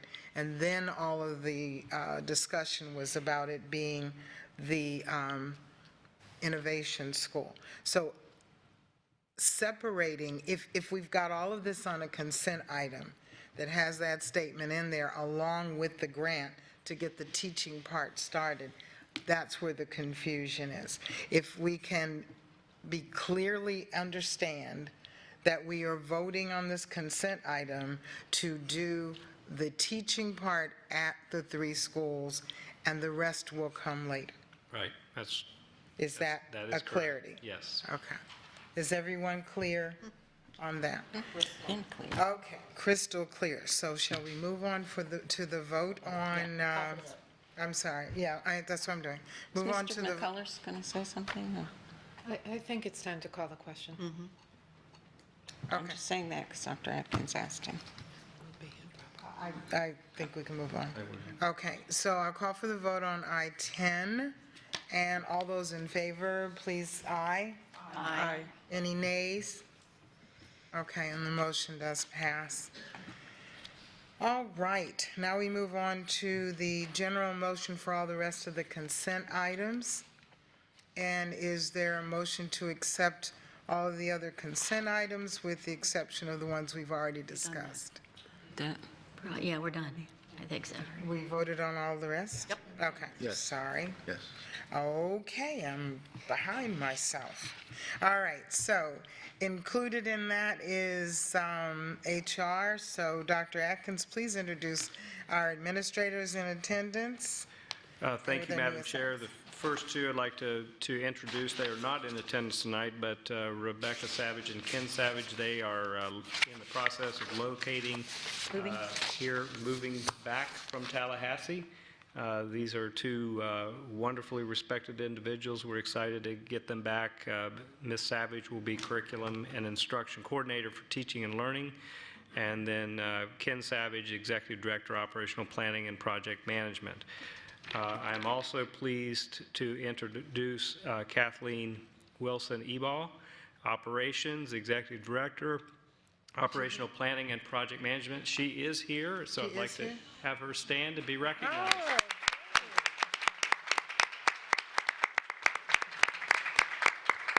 Welcome, and We are thank you. excited to have her back. She, and I mean back, because she did work for Lee County for a while, and then was up in Sarasota, and so now is coming back to work for the school district. Thank you so much.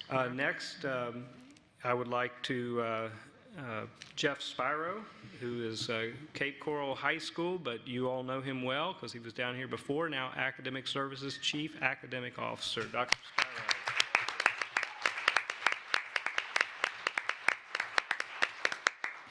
And the person who has, or one of the people has a huge task of trying to keep me in line, Lauren Stillwell, Bernardo, Superintendent's Office Chief of Staff, Lauren Stillwell.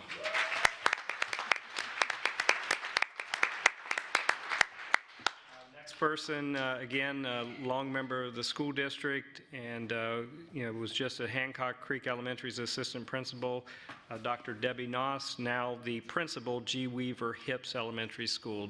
Dr. Noss.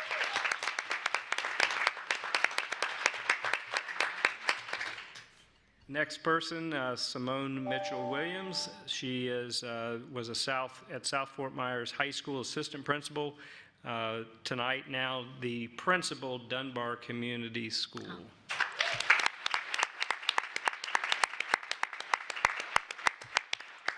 Last but not least, he is not here this evening, but I want to thank you for the Support with a Good Cause item. Dr. Pete Bohatch will be School Development from Director, Constituent Services to Executive Director, Leadership Development. Thank you. Thank you, Dr. Atkins, and congratulations to all of you. Okay, attorney's recommendations. We have appointment of the citizen member to the Value Adjustment Board. Thank you, Madam Chair, board members. When there was the turnover between Mr. Dodig and my firm, the attorney Holly Cosby from the Lee County Value Adjustment Board Attorney Council sent a request to Mr. Dodig, and I'm going to basically just provide you that information.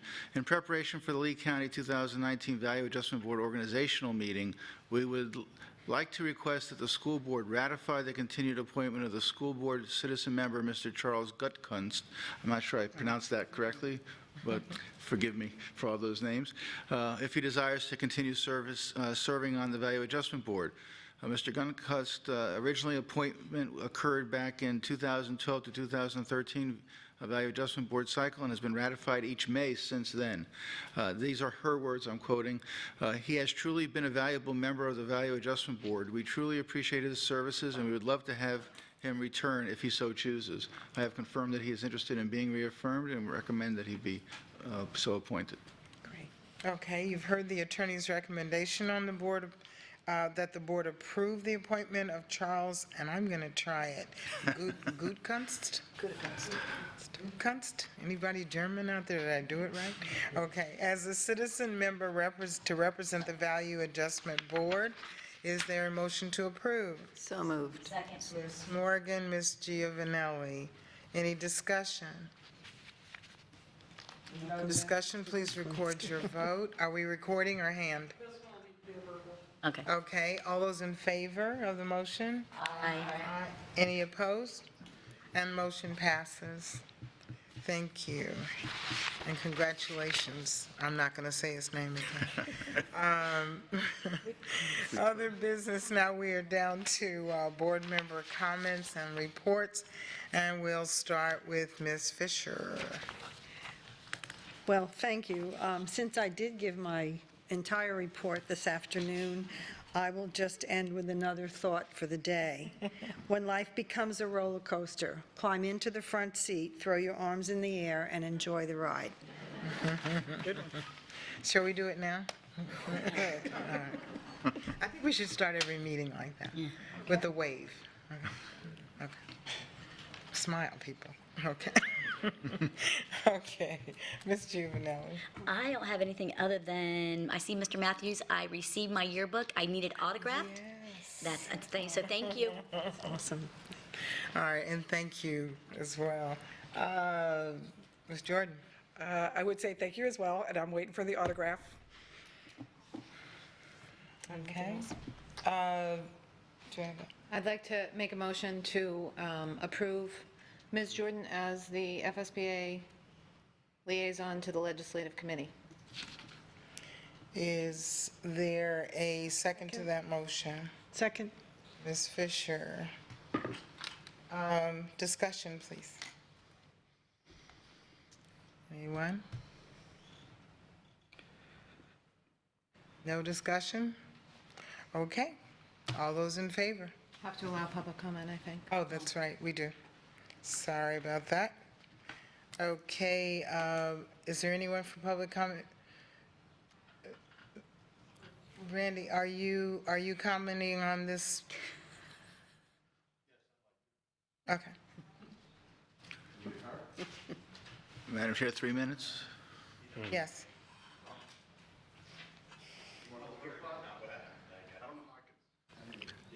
Ready to start, sir? I'm going to hit the button. Yep, I'm ready to start. FSBA, what does that stand for? Florida School Board Association. You know, I see the importance of networking. We need to hold each other accountable.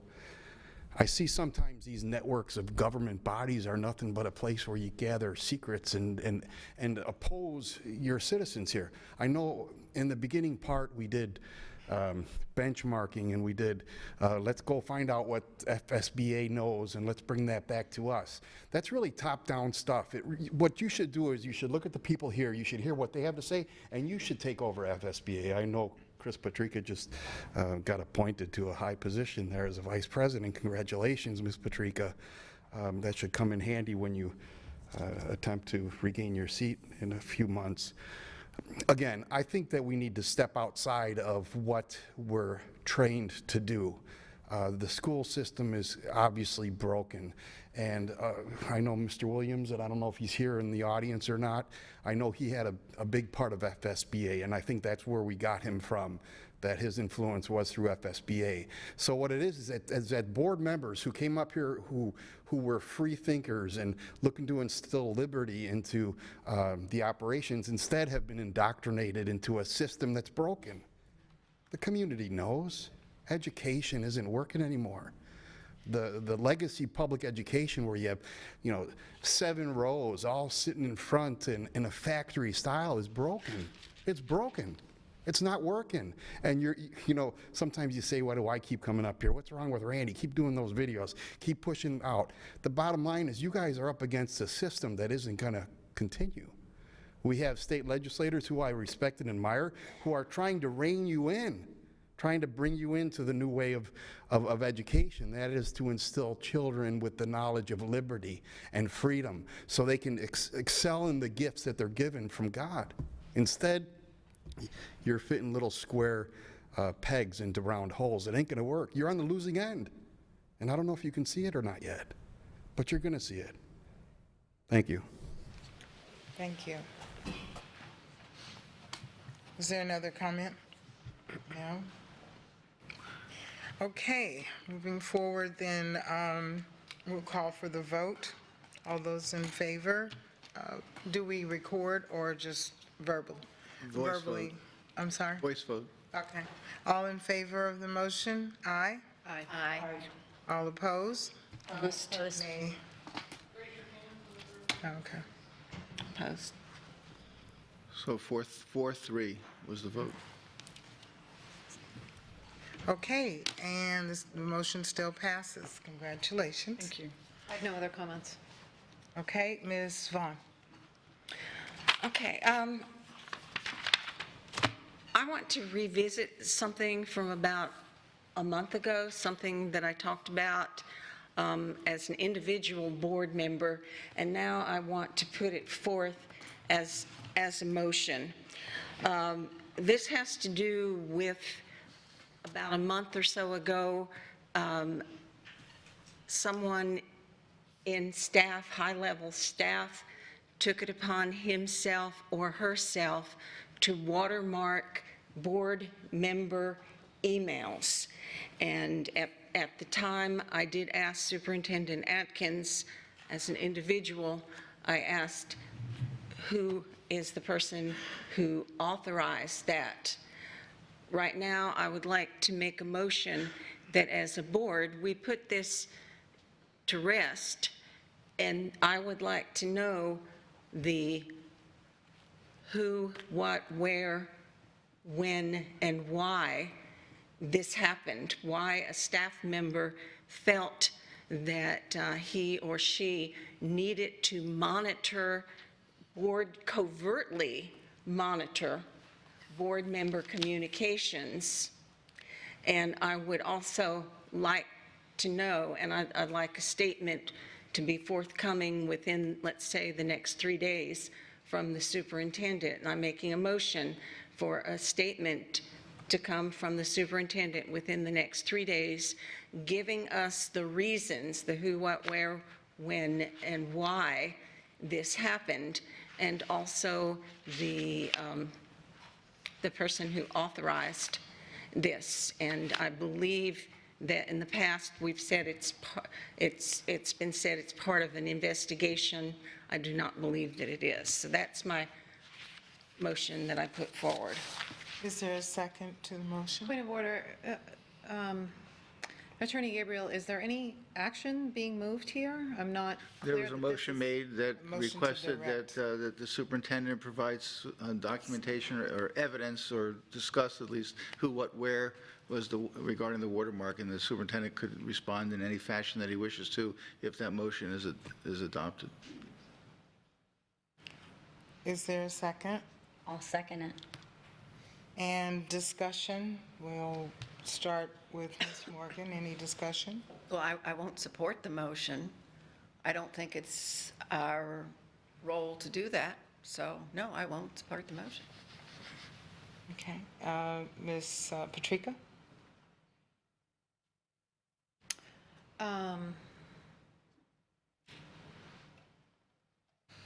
I'm disappointed that you've made a motion without giving your colleagues any professional courtesy with regard to notice, so that I would have time to determine and decide whether I could support it. I'm being put on the spot. If you'd be willing to table your motion, I think I could have a more thorough, thoughtful discussion about it at our next action meeting. Our protocols do require, not require, but suggest that we not make a motion and raise a motion and act on it on the same day. And that is for the provision of thoughtful, researched decisions to be made by the board. So I would ask that you table the item so that I could have time to think about it and then act on it at our next meeting, please. May I respond? Please. I'm not going to table this item because this item has come up. We've had this discussion back when I first brought it up a month ago. And Ms. Patrica, I remember that you sent us as a board a very, very long letter about this very issue. So I don't think I'm out of line by asking for this vote. And I think it's very important because, as I said back a month ago, I've been working hard for trust, and I've been working hard to trust and feel that the communication is open between executive level and the board, or all of us on the board. And when I found this out, my trust was most definitely shaken. And we have had this discussion, so I don't feel it's out of line, and I'm not going to table it. will decide yes or no tonight. Ms. Jordan? I'm not done. I wasn't complete. I hadn't completed my comments. You allowed her to sort of jump in. If I may, complete? Go ahead. So I'm always struck by the lack of trust being directed outward under these circumstances instead of being directed inward here, because as far as I can tell, any potentially illegal or unethical behavior has occurred at this table, not with staff. And I will say that based on my reading of the materials that I have access to, the superintendent was also unaware that his email was being watermarked. So it's not just the board, it's the entire leadership team that was part of an investigation that was, in my opinion, properly conducted. Because when evidence of potentially bad behavior comes the way of an investigator, it's important for that investigator to pursue every avenue and use every tool legally available to him or her. And I believe that that's what happened here. Given the fact that you're unwilling to table the item, I cannot support this. I might be able to support it with some time to reflect in a couple of weeks. Those are my comments. Thank you. Ms. Jordan? Well, I'm kind of shocked that it came out as well. I had no problem with the watermarking because I know I do not have anything that I need to hide. So they could watermark me all day long. I know that we're here to do a job and we're supposed to be ethical, and whatever our job is, that's what we're supposed to do. So I'm not going to be doing things that I am not supposed to be doing because we know what our duties are. So I'm okay with that, with the markings. Ms. Juvenile? Okay, well, I guess it's my turn. The problem I have is, like, if my daughter had someone investigate me, I would be a little concerned over that. We are the employer, they're the employees. I don't think that employees have the right to watermark public records. The sunshine is the sunshine. Records are records. And in fact, I don't know when Ms. Patrika became an investigator, but an authority of the law, because she's not an attorney. Until these violations, if they're alleged, and I heard that you're innocent until proven guilty. And I am not worried about any ethics violations because none did occur. Nothing was ensued. There was no investigation at the time of the initial letter came in. So I'm not worried about it. So I think that the fact that we have an employee that's monitoring public records, that's public, that's the whole point of sunshine. We're supposed to do everything in the sunshine. So I don't have a problem with it all. I have more of a problem with an employee worried about their employer, their boss. Thank you. Ms. Fisher? Well, I felt that the explanation that I received at the time that happened was adequate, and I really don't. Again, we operate in the sunshine. I don't think any of us have anything to hide. And so my understanding was that someone in the throes of an investigation had the authority to do that. And again, I have nothing to hide either, so I don't need a further explanation. Thank you. Okay, it's my turn. My concern when I first heard it, first off, that if it was something that was above board, to hear about it from a phone call from a media asking me to make a comment on something that I had no idea about until it was in the media was very disheartening to me. The comments about nothing to hide, I believe we all know our duty is in the sunshine and everything we do is in the sunshine. It may not have been illegal. To me, it was unethical, because if there's an issue, and I've said this to the superintendent and to others on the board, if there's an issue that you feel that people are doing something wrong and you put a process in place to stop that behavior, then you let everyone know, this is what we're going to do. If after that they choose to continue with that behavior, then that's on them. But to not say that you're doing something and do it and then it's a gotcha is a real problem for me. My other problem with the trust is not necessarily just the employee or whoever did it. My other major concern is a board member. And in the email that Ms. Patrica sent to us, you did admit to the fact that you knew about it. If we all knew about it, it's not an issue. If one person knows about it or two people know about it and the others don't, that is an issue. That is not transparency. That is not trust. And it is harmful to us becoming the team that we need to in order to do what's best for children. That is the part that bothers me. I support the motion only because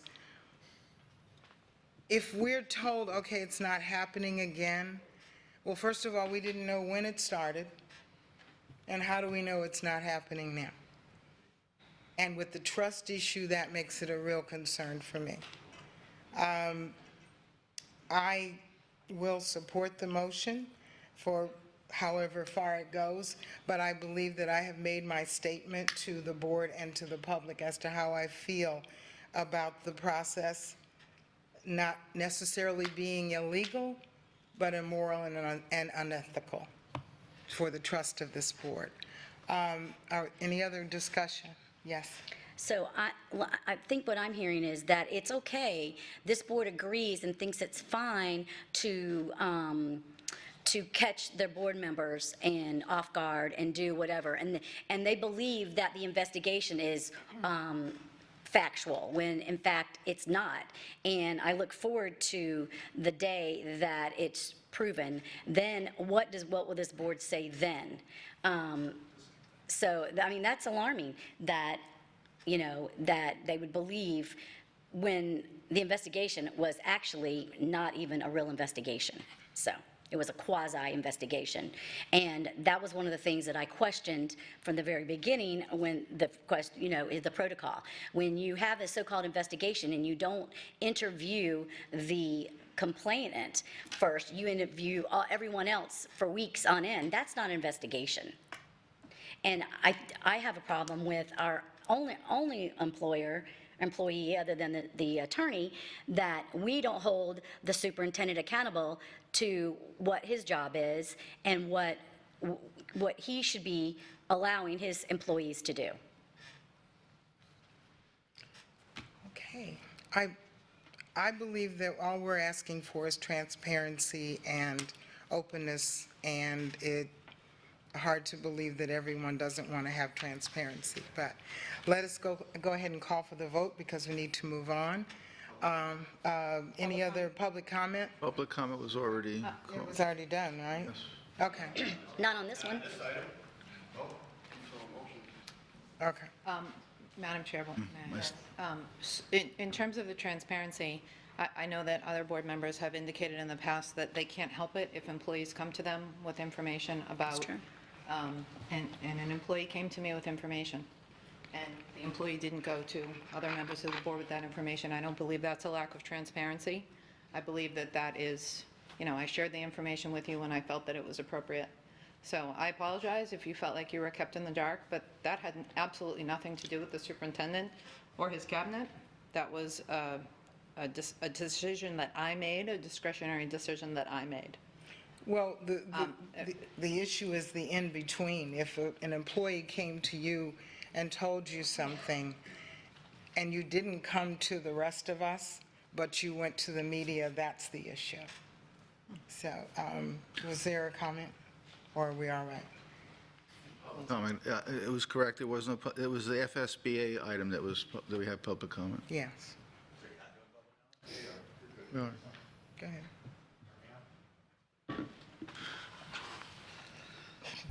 I really don't have a lot to add to what I said earlier, other than to reiterate. For the record, please. I'm sorry, Bob Valenta. I don't have a lot to add other than to reiterate what I said earlier. Okay? I find Jane Doe number 4's actions despicable, and yet she's one of the ones that wants to quash this. I don't understand why the 4 of you want to quash openness and transparency. Shame on you. Shame on you. Learn how to spell liberty. Thank you. If no other, did you have comment? So, Oh, I'm sorry. We do have another public comment. Sorry. And state your name for the record. Still Randy Scott. Patrica was number 2, just so we can clarify it. Yeah, and I'm sorry to correct you like that. Can we not have comment back and forth? This is a simple request. From what I understand Betsy has asked is that Chief Executive Atkins would just describe the who, what, where, and why. She's not pushing for an outside investigator anymore. Just have Chief Atkins say who, what, where, and why. That's all. Why not? There's no reason for him not to say who, what, where, and why. You know, my name is listed in that report. I spoke to your attorney yesterday, Brian Williams. He called me because somebody in this district is investigating me. Somebody is saying, I don't like the videos you're producing. You can't be using our meetings and superimposing homeless people when you're having a retirement session for the teachers. He was really offended. So we're at current time right now. It hasn't changed. It's still going on. You have a team in that social media communications group. You have a team of people scavenging the network of citizens, especially teachers, to find out what they're talking about out there.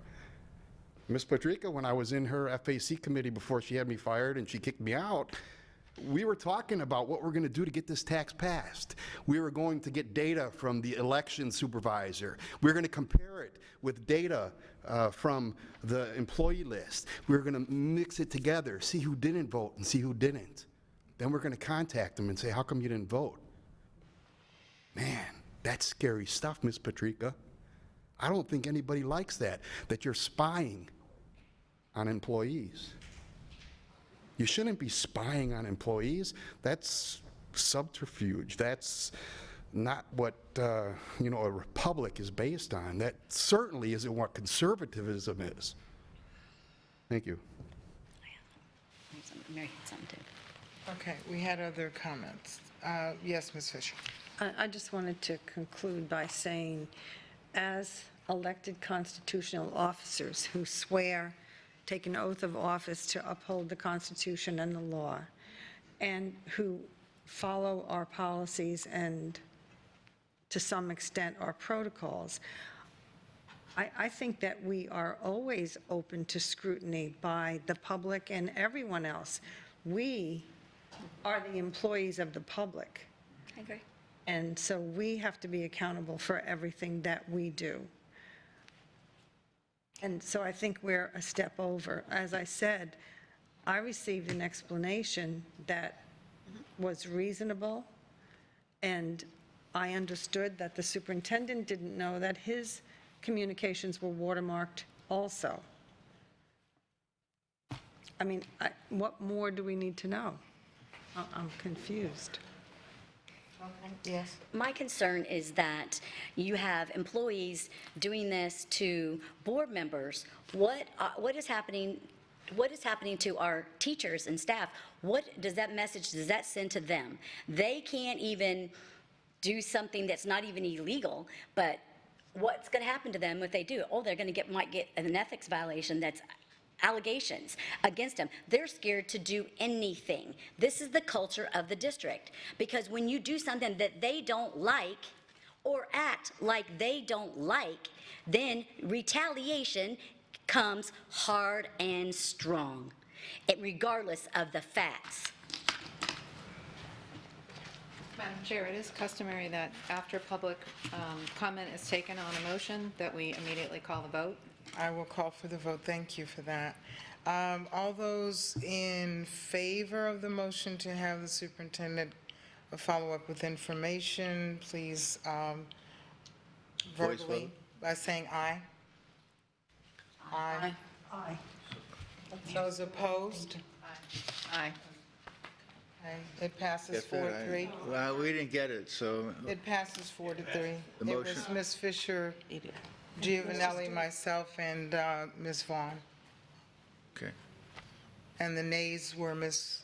Jordan, Morgan, and Patrica. Let's just do it. Thank you. Okay, so is there anything further, Attorney, that we need, since we have directed that? You've made direction to the superintendent, and he'll Okay, all right. proceed as he wishes. Okay, thank you very much. All right, attorney comments, Mr. No, I Gabriel? haven't made my I'm comments. sorry. Oh, I'm sorry, I apologize. I assume you're done. Yeah, okay.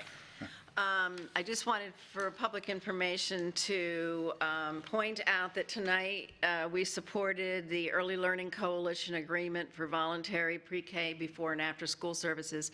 This is something that's new and it's really exciting. We're working with our pre-K people to make certain that the work they are doing in their schools prepares their kids to articulate to our schools. And so I think it's terrific that we're working with the Early Learning Coalition. We saw the group come up of providers earlier this evening who have aligned their practices and policies so that they are, in fact, very effective pre-K partners for the school district. So I just wanted to point that out. I think partnerships with the community serve us all. And I also want to comment on the grant proposal for teacher quality partnerships. I want to thank the staff. We really need to do more of this type of grant application because it is very difficult for us with the limited resources we have to do the kind of innovative, exploratory type work that we want to do in public education. And so I'm grateful that we have this opportunity to apply. I hope we win the grant. And I encourage staff to continue to do this kind of work because it does support what we're trying to do. And then finally, I would like to congratulate all of the new appointees, and I want to compliment the superintendent on his organizational changes and chart. I think we are well positioned to get ready for the new school year. I know many in staff are excited, and I certainly am excited about the leadership and the organization as we move forward. So for those of you who are working this summer, I'm taking some time off. Sorry you can't, but anyway, thank you for all your hard work. I really appreciate what you do. We're doing good work, so. That was a little mean. What? Taking some I time know, off. well. Okay, and thank you, Ms. Morgan, because I forgot I didn't give mine as well, so now I get an opportunity. I want to bring to light on item G5. I voted for the consent items, but I had spoken to the superintendent about it earlier, about some changes. G5 was the administrative salary. It was about the matrix. And a couple of things that I mentioned was taking out the portion that said we would have an administrative matrix. And the wording, as it was changed, just said that the superintendent would have the ability to make that decision. And I am hoping that, even though we voted it through, that you will make the changes to make sure that it does state that we have a matrix for the salary range for executives. And also, in that same document, there's a column that says the last board action, and some of those positions did receive increases March of 2018, and it's not reflected in that list.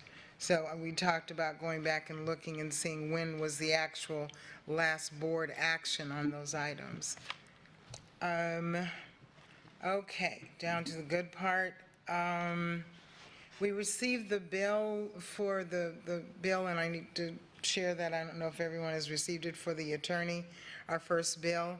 And I'm requesting that there are items on there, of course, that are charged regarding working with the district. And I think we need to discuss that. And the only way I think is to have the superintendent, and you said that you're working on your plan as far as your attorney, whether you're going to have a group or you're going to add attorneys or what. Right. Okay, Right. so I just wanted to make sure we bring that up. The FSBA conference was very good. I learned a lot of things, and I saw today on email that some of the members are sharing their notes and their information, and thank you for that. On the 14th, I was able to help hand out certificates to the Tri-County Apprenticeship Program, and they're working very hard to get workers in our community. Several students that I know were going through, and it's a very good program, and I want to thank them for asking me to participate. Mr. Bohatch, I congratulate him on that position. We met with NAACP last week. We discussed some things that really need his help, such as the discipline data that came out, and we've asked a lot of questions and delved into that. And just to let the community know, we have not forgotten that he really will be working hard on changing those numbers that have been the same for a while. Juneteenth, last Saturday, I went to the Juneteenth celebration at Clemente Park. Very nice, a lot of community support, and thank you, Jared Eady, who put that together. Let's see, the local legislative meetings, the superintendent and I'm tagging along to go to with the superintendent to visit our local legislators. And very good meetings, just basically to make sure we're all on the same page to help each other. Other information from that will come out. The superintendent mentioned one thing about the bus stops and the lighting for it. And Mr. Hammond mentioned about getting the list of our major bus stops and overlaying that with their list of where lights are located and seeing where the discrepancies are so that we can add lighting. And that's an ongoing discussion.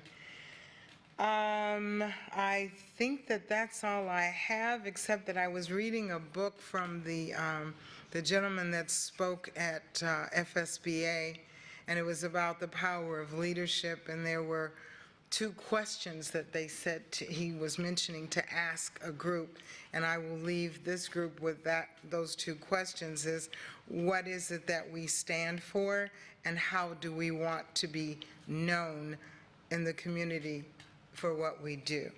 So if we ask ourselves those questions before we proceed to do anything, and I will reiterate my comment from the last time, get a picture of a child or a group of children, and anytime you get ready to make a statement, then you look at that picture and say to yourself, should I continue with this comment or behavior? How is it going to help a child in Lee County schools? Attorney, do you have comments? No, Madam Chair, board members, I have nothing further to add to the discussion for today. Thank you. And Superintendent? Well, yes, I do. Okay. Couple items. First of all, I will be more than happy to provide a statement to you all. You know, I work for the board, and I think my hope, sincere hope, is that I can work to do that, and it gets you the response that you're looking for, and then we can move on as a governance team. I think that we are really starting to see some wins together as a governance team, some things that we should really be happy about. The Grow Your Own, that piece of legislation, that is something that this team worked very hard to lobby for, And we received the signature of the governor, over the weekend, and I think that is quite an accomplishment, and every one of you really contributed to that. I think also we all talked to our legislative delegation. They also heard us about the certification issue. This is another huge one that's going to impacts, probably saved 50 teachers already, and it will save more in the future, and I'm just talking about here in Lee County right now. So I think that is certainly a win, because it was your forethought to set that up. I think it was a board idea to have that meeting at Bonita Springs High School. We invited Representative Donalds there. He certainly listened and acted, and that made a huge difference. So those two actions alone, you talk about literally the hundreds of children, thousands even, that you're going to impact positively, because you're saving teachers. You're also providing our students with scholarships to move on to Florida Gulf Coast and Florida Southwestern, to come back and teach and impact, again, the lives of more students. So that's a huge win that I think you certainly need to celebrate. And there are many, many others. So I'm really hoping, and I'm excited about the future, because the changes that you all approved tonight, I mean, that stemmed from an action plan that we put together at the direction after my evaluation. We went to work on our structure in order to communicate more effectively, in order to operate, I think, as a school district, as a truly composite organization. And, you've got people that I think are really dedicated, have a lot of experience, dedication, and loyalty, and talent, like we've never seen here in terms of what I've seen at the cabinet level. Tonight, you also approved some very important positions relative to the agreement with the NAACP. We've got the TOA for diversity and inclusion. That will be a position that supports Mr. Eady in training across the district for teachers that, again, impacts our children. And then we have the coordinator for equity and civil rights that will work with Mr. Williams directly on those complaints. And the exciting part about that is that the training that individual will have, and how they'll be able to, I think, help us respond more effectively to civil rights concerns within our school district. So that's a big deal. And then the good cause item with Dr. Bohatch is actually another position that I think helps support that agreement, because that's going to be focused on children, reducing suspension rates, making sure the Success Academy is definitely the success that it needs to be, to monitoring school safety by actually putting boots on the ground out in our buildings and making sure that we are in compliance with security and safety protocols, that people are doing what they need to do in a building to keep children safe. He's going to be a big part of that discussion. So these are a lot of things that you did a lot of great work. So I hope when you leave here today, that's what the focus is on, because that's what's important. You've made some decisions today that are going to directly and have a positive impact on kids in the future. So those are, the last thing, Madam Chair, you had mentioned about the dates in the salary schedule. Those dates are actually the approval of the job description. Dr. Pruitt just let me know about that. So it's the job descriptions. Yes, it it's wasn't not the their pay. raise. It wasn't the pay. It was actually just when that job description was approved. So those are all my comments, and wishing everybody a happy summer. Okay, and me too. Who's going on vacation? Everybody, I hope. All right. Thank you so much. On Monday, our next meeting is July 15th. There'll be a briefing meeting at 9 a.m. as well as a special action meeting at 10 a.m. At this point, having no further business come before this body, I will entertain a motion for adjournment. Don't all speak at once. So moved. Second? Okay, so Ms. Vaughn and Ms. Fisher. And we record our votes. Is it coming up? There we go.